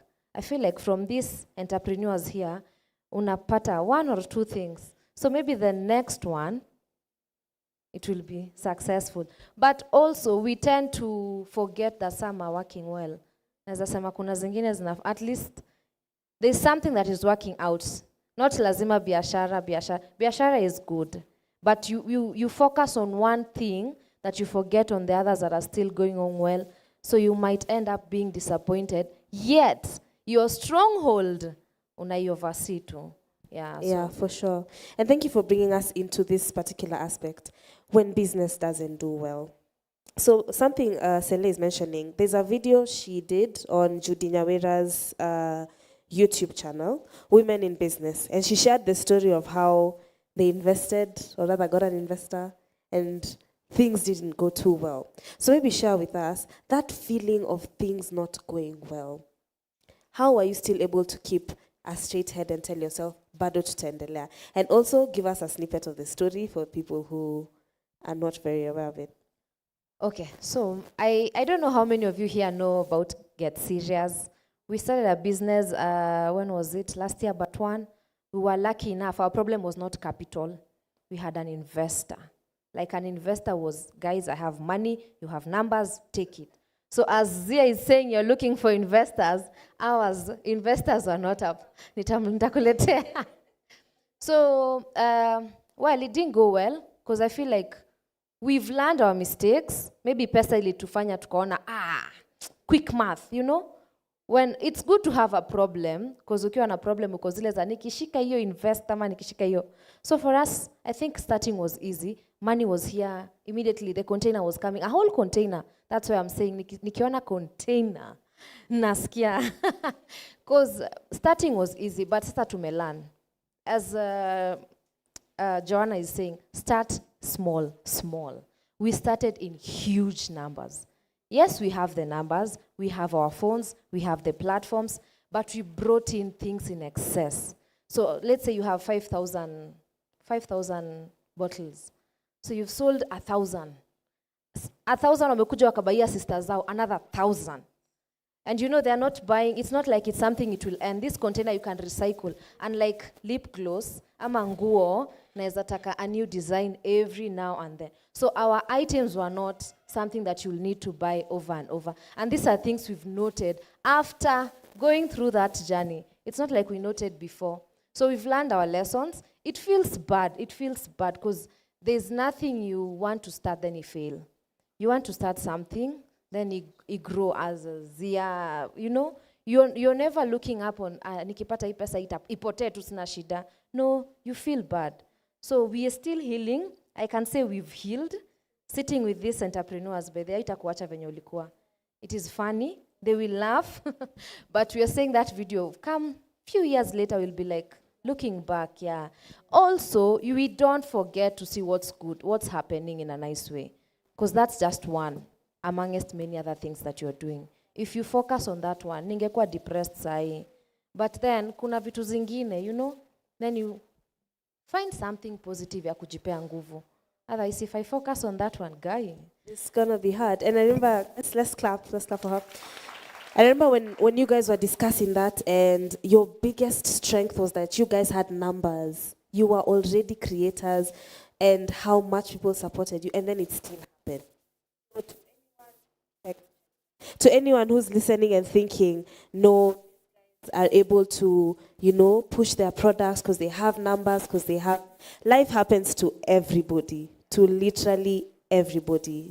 We are not exempt. I am not exempt. Maybe to Althea and... Check. Okay. I don't know if this is... We can try that one. Check, yeah.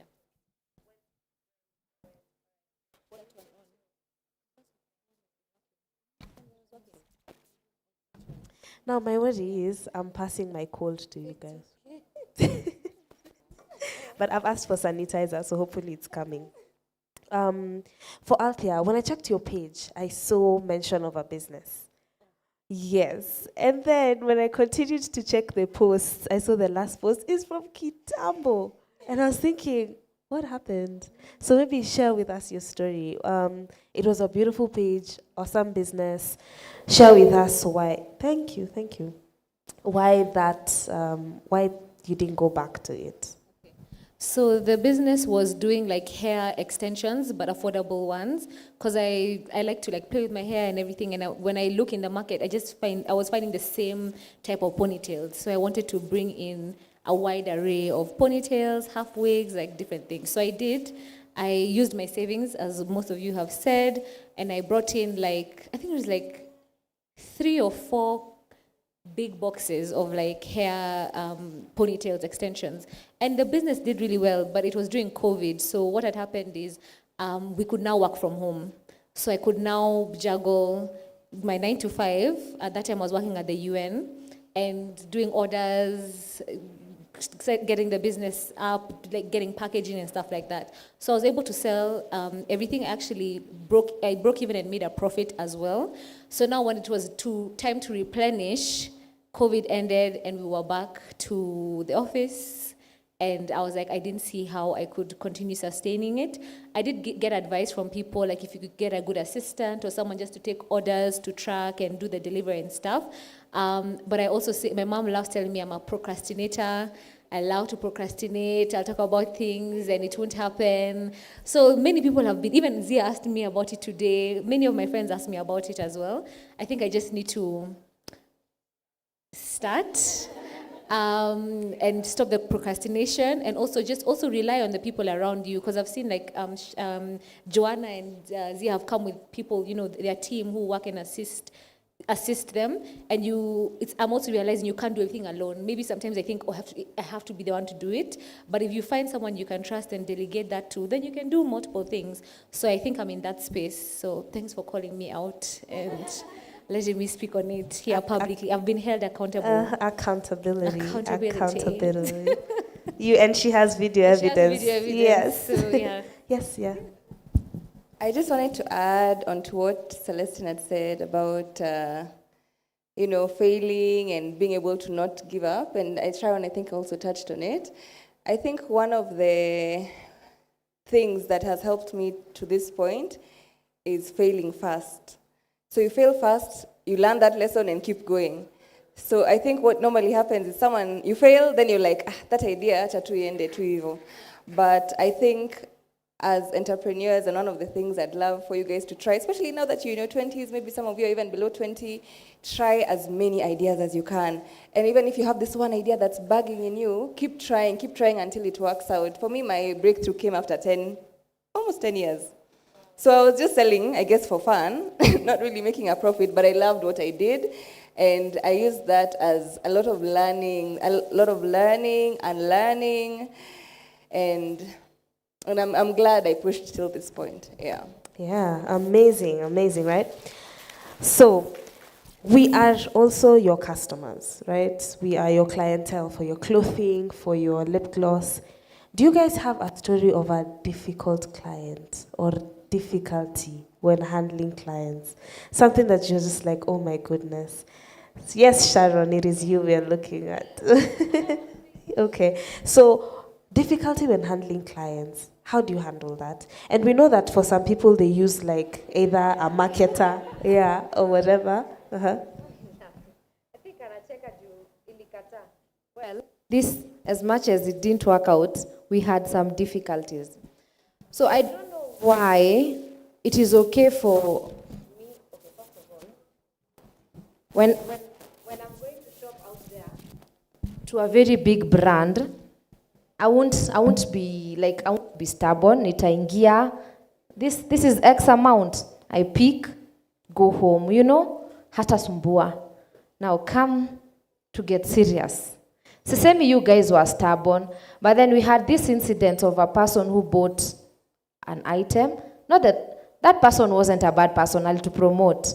But akaenda akakanayo. I don't know what happened. After a very long period, she came back. Oh, this item does not work. So we are thinking, if it was X brand out there in a very big shop, hata kuna rules. Goods once sold, never return. And the same thing with the small SMEs online. It's written, goods once sold, money is not refunded. And we keep on complaining. But ukienda kwa mall, upik kitu, clearly money is not refunded. We can exchange, we can maybe pick something else, but we won't give you back your money. So this guy was so, hakutu post, thank God, hakutu post online, but it didn't make sense why after all this time, it's when you're coming back, telling us it's not working. And then you're insisting you need your money. Not even a replacement. Does it make sense? Just because you're a small business, we feel like rules, we can bend this, we can, So we've had those instances. Na tunangangana, we won't give up.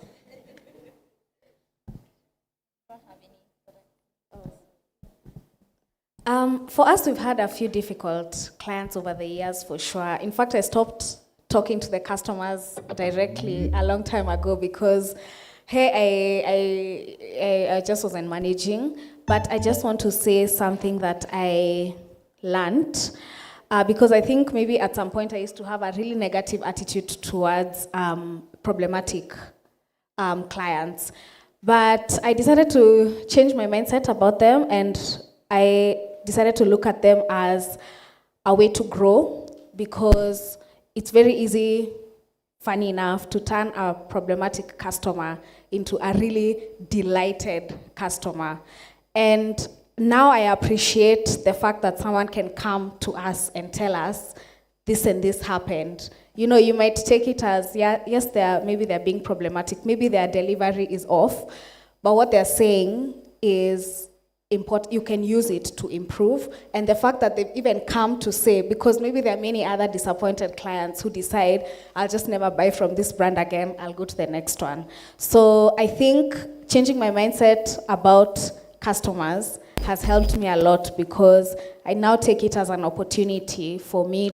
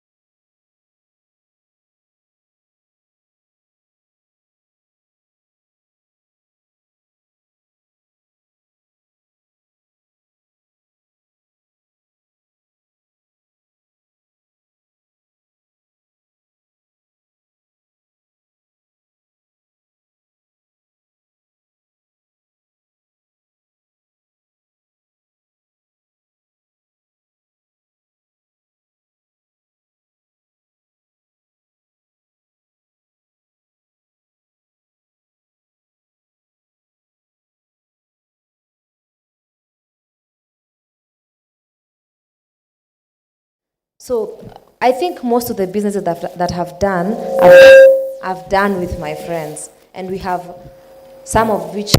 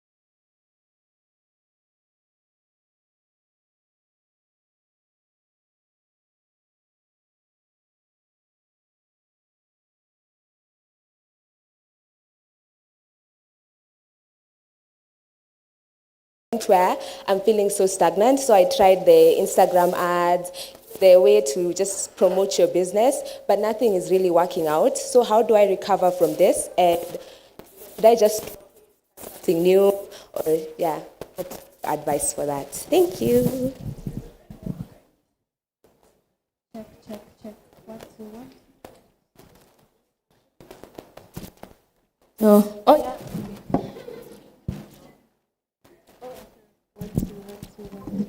It's not working.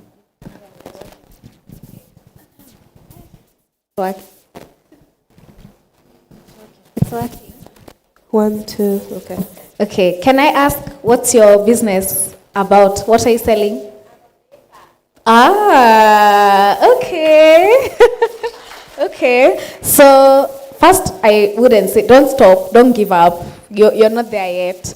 And I would also say, you know, in business is all about problems coming up and finding solutions for them. When you think there's no solution, trust me, there's a solution. So maybe you need to think further than Instagram ads. Have you thought about using TikTok?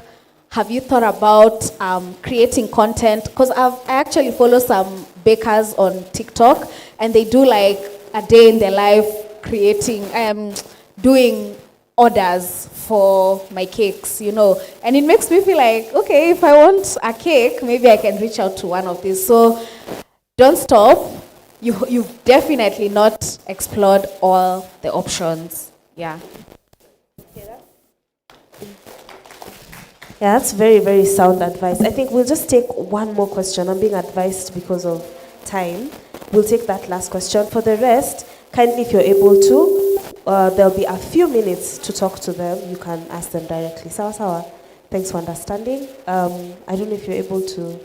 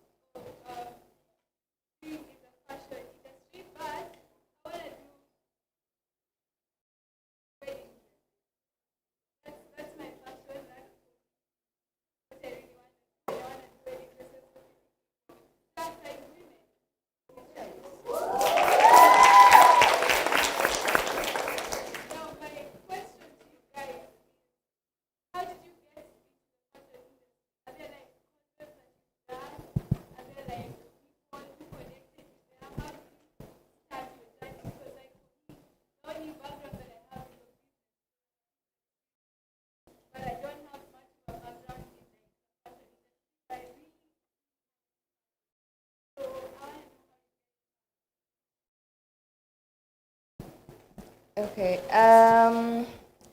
So for me, like, how do I say? I started it as a side hustle. So as it grew, and then when COVID happened and I was no longer able to import, I started doing a lot of research. I've done a lot of business courses, not necessarily design courses. So siku hizi kuna YouTube, kuna Google. You can look for people in the industry who already have the expertise. Like I have a design team. So they have gone to school for that. For me, I just share my ideas. I am able to sketch and bring my idea to life. So start with the resources available to you. If able, or if you're interested in going to design school, that's a plus. But on Squeezy, everything is available online. So you can start like that. Also look for a mentor in the industry that you can reach out to and be like, hey, I'm interested in joining the industry and I want to do wedding dresses. Can I come and intern or just, I don't know, do something at your shop in order for me to learn? You'll find they're very willing and receptive to you.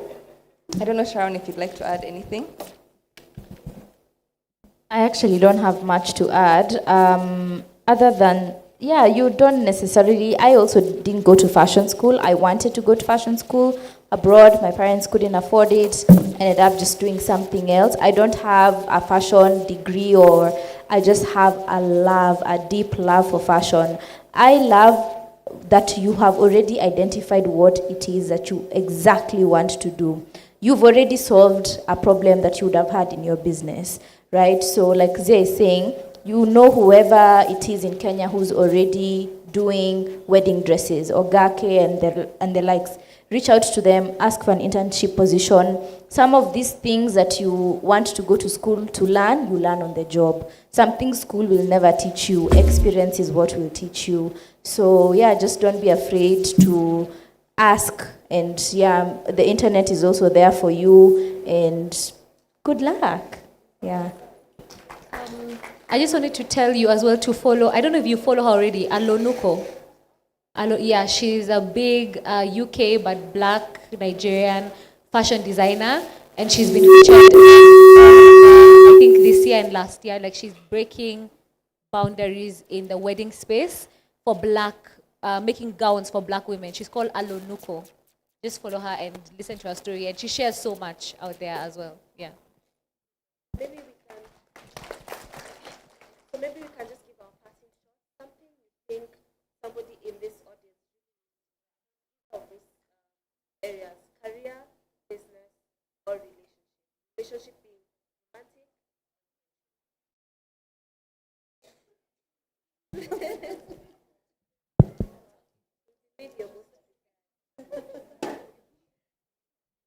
Okay, first of all, thank you, Christine, for having me, having us. This was so lovely, and I hope you guys learned a thing or two.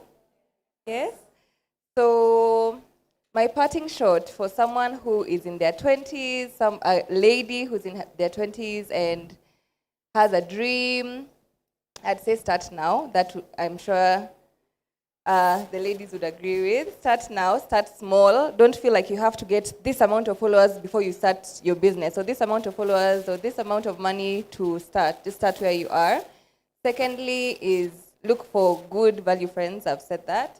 And thirdly, I'd say walk with God. Walk closely with God. He'll never, never fail you. Yeah.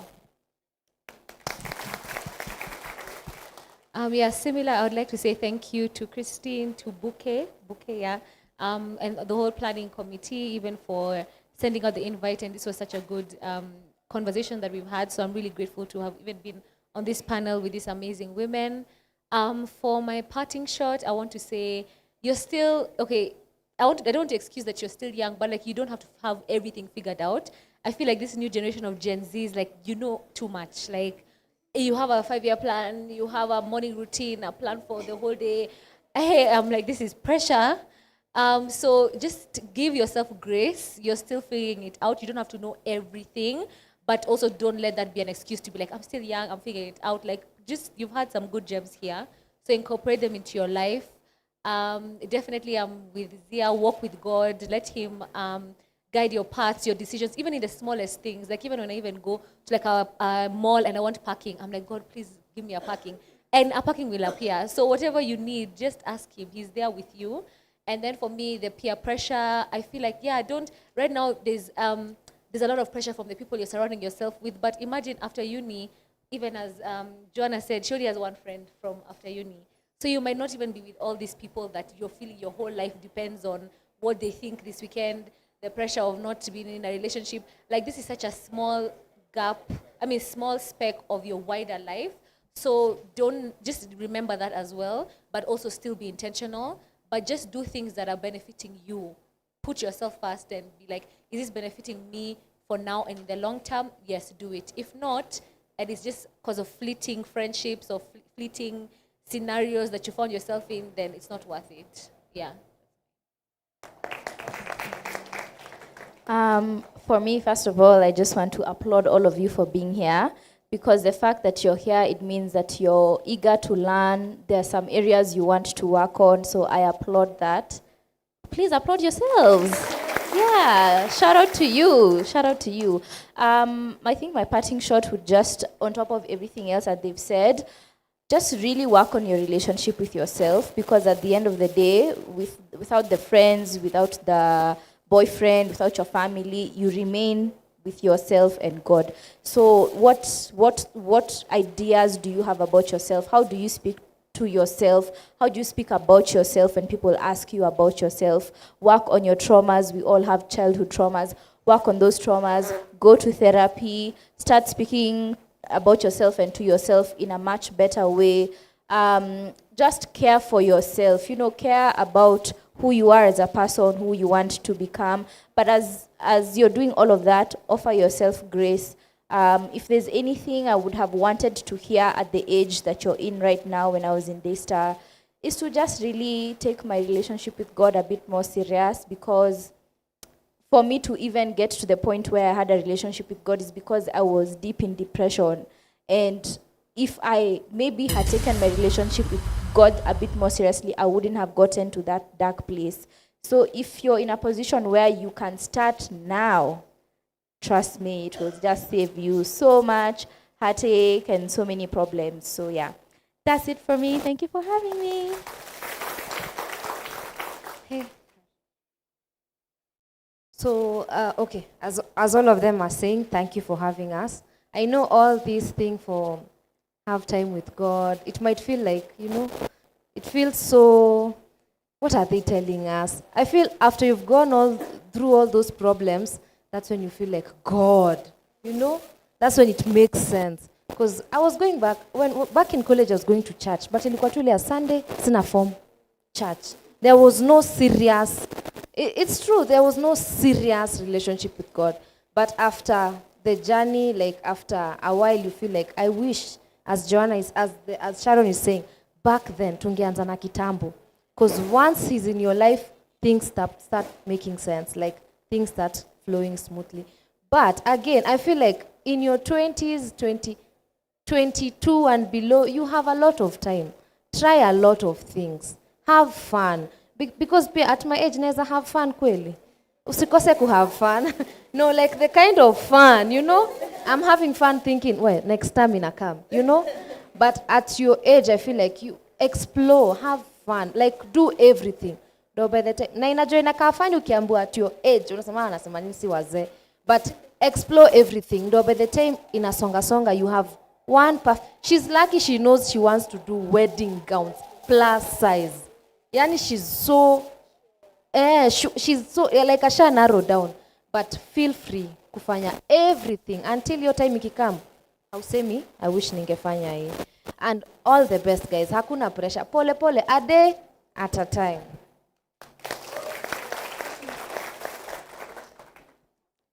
Okay. Thank you guys for having me. And this was such a nice space. Even me, I've learned a lot. And I'll also keep my end light, like Sele, just have fun. Because sometimes when I'm sitting and it's time for me to pay rent, I think when I was in uni, I didn't appreciate the fact that my parents were my sponsors, you know. So yes, in as much as you're trying to learn and better yourself and all of those things and start a business, please don't forget to have fun. Like just enjoy yourself. You'll never have a time like this again. Yeah. A bigger and better round of applause to our amazing panelists. Thank you so much for accepting the invite to come and talk just to ladies about things that you guys have experienced. And we know we're not talking to you as people who have experienced, made it, figured out, end of story. We may even have you again, and maybe the situation you'll be in will be different, you know? So we are very, very grateful. And thank you to all of you for being here right now and sticking through. And I really, really hope you've understood something from here. I hope as much as you've gotten to meet some of the people you've always wanted to meet, as much as right now some of you are looking at me like, Akisi, she finishes, I go and take photos with Nani and Nani. As much as that's going to happen, I hope you've also been able to really reel in as much information as possible. Thank you to our organizing committee. I know they're going to give us a vote of thanks, but thank you so much for organizing this. We absolutely love it. I think, do we move right into awards? Okay, all right, sawa. So, ladies, don't leave yet. We have something really cute for you guys right here. And thank you again for being here with us. So I will give this back to Mututo if he is somewhere around. He is? Awesome. Guys, thank you so much. I want you to just tell the person next to you or anybody around you something that you are 100% sure you're not gonna forget from today. Anything. Even if it's someone's outfit. It's like, I'm never gonna forget the dress she wore.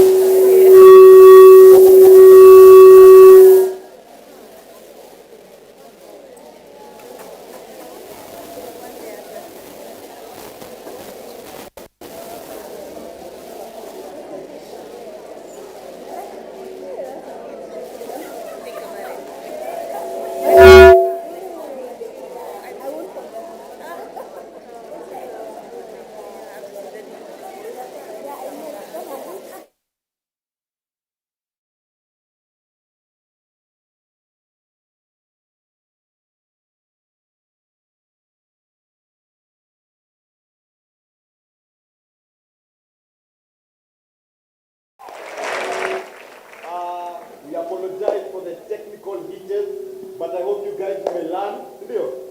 We have CEOs here, we have entrepreneurs, we have content creators, we have everything that you need to be a strong woman in this country.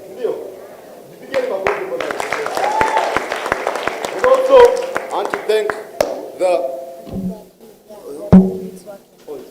check. This one. Check. Thank you very much. Sound team, wapi makofi yao. Now we are getting to a session where we need to appreciate our guests. And before that, I'd like to call upon Newton, please. Come come in front tafadhali. Pigeni Nation makofi akikuja. Mpigeni makofi akikuja. Amuoni suti bana. Amuoni suti. The tallest Okay, Newton is the tallest man in Daystar with the highest knees. Okay.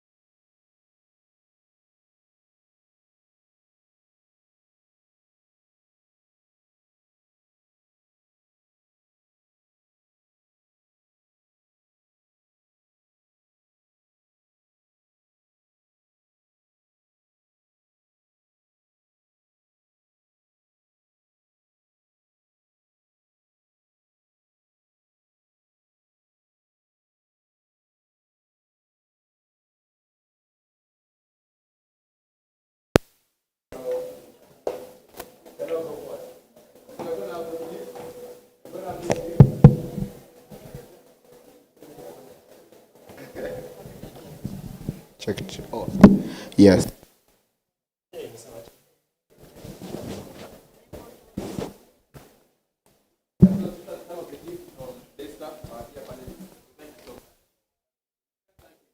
I thank them backstage. Thank you. Hey, mbona nafanya sahi? I thanked them backstage, and I'm gonna thank them again because I've dealt with quite a number of people, but for them to just want to be here, not because of anything else, just to reach out to you and talk to you about, what they have learned in life, and they are continuing learning and sharing. It's an amazing. So our Deputy President is going to gift them. I think they are labeled. They don't know how she's going to gift them, and then you can continue from there. Hi, ladies. Will you say thank you to the panelists? Thank you. Again? Thank you. Okay, so I'll want you to do this. I'll want one of you to actually tell me what Joanna has said that has been unique from the rest of the panelists. One person. And you'll have an opportunity to gift her. Hata sitasema ni mimi nimeleta. Haya, hamtaki picha na Joanna? Oh my God. Okay.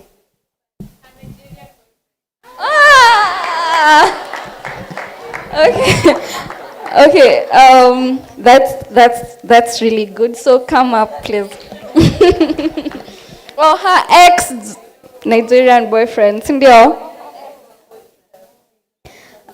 So something that Celestine has said that has been unique from all the other panelists. Yes. Start small. That's nice. A round of applause for her.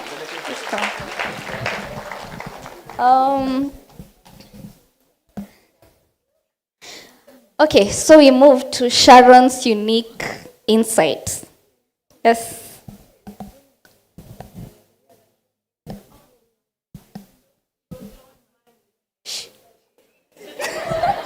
Hey, these people love stories. Wow. Okay. Okay. Next, Althea's. Yes. Oh, she felt peace when she got her husband. Oh, okay. Yes, that's unique for her. Hey, Yazia. Okay. Who? Okay, acha nifanye hivi. Oh, Newton. Acha tupe Newton. Newton, no useme Kilezia amesema. She started a business and her friends have been supporting her, and you should keep most of your friends around from high school and university. Okay. So we'll... Hey, Newton is breaking protocol, but okay. Yeah. Okay, paparazzi in. Okay.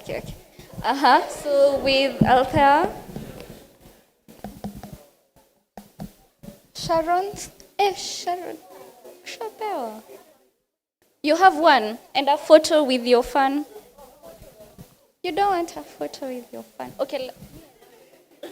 You want come and get. You can have it. Sharon. Can have it together. Yes. And Celestine. You. Acha nichukue hiyo kamera.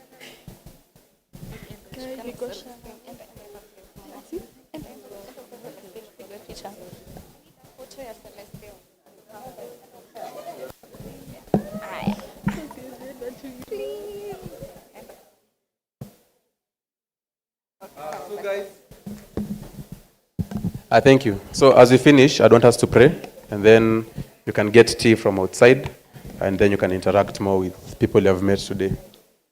Let us pray. Everlasting Father, you come for this day. We put forth our panelists into able hands. We thank you for giving us journey mercies, seeing us through this day. We pray that you may give us safe journey mercies as we go home, that you may be with us. We pray this something in believing. Amen. Thank you, every girl. Hi, girl. Let's talk.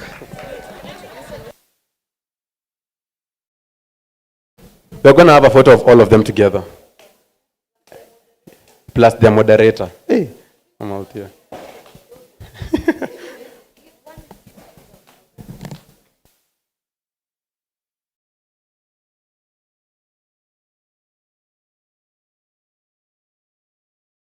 Where's the moderator?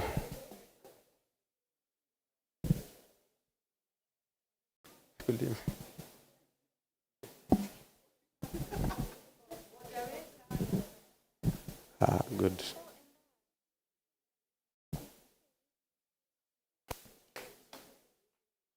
Napiga picha nazi.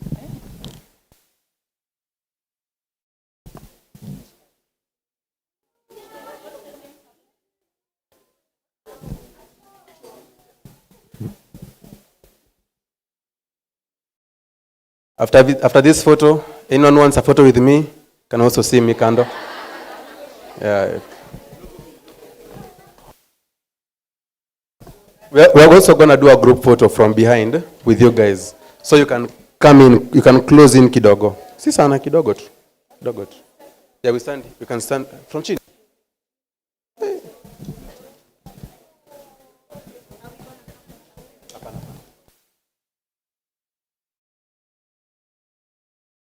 You can just come close in. The panelists are going to come here, then you're going to take a photo from this side.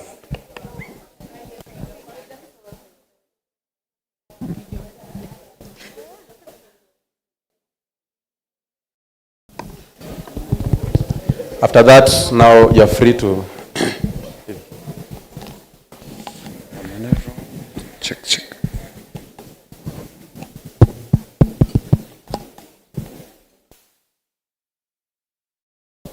So, cool. Where are the paparazzis? Yeah, so, good. There we go. Saka unaweza come, haina shida. Andrew. Good.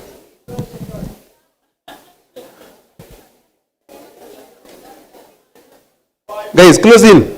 Tumalizia hapo.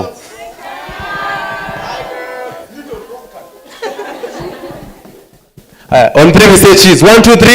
Cheese. On 3 we say sele. 1, 2, 3. Sele. On 3 we say joy.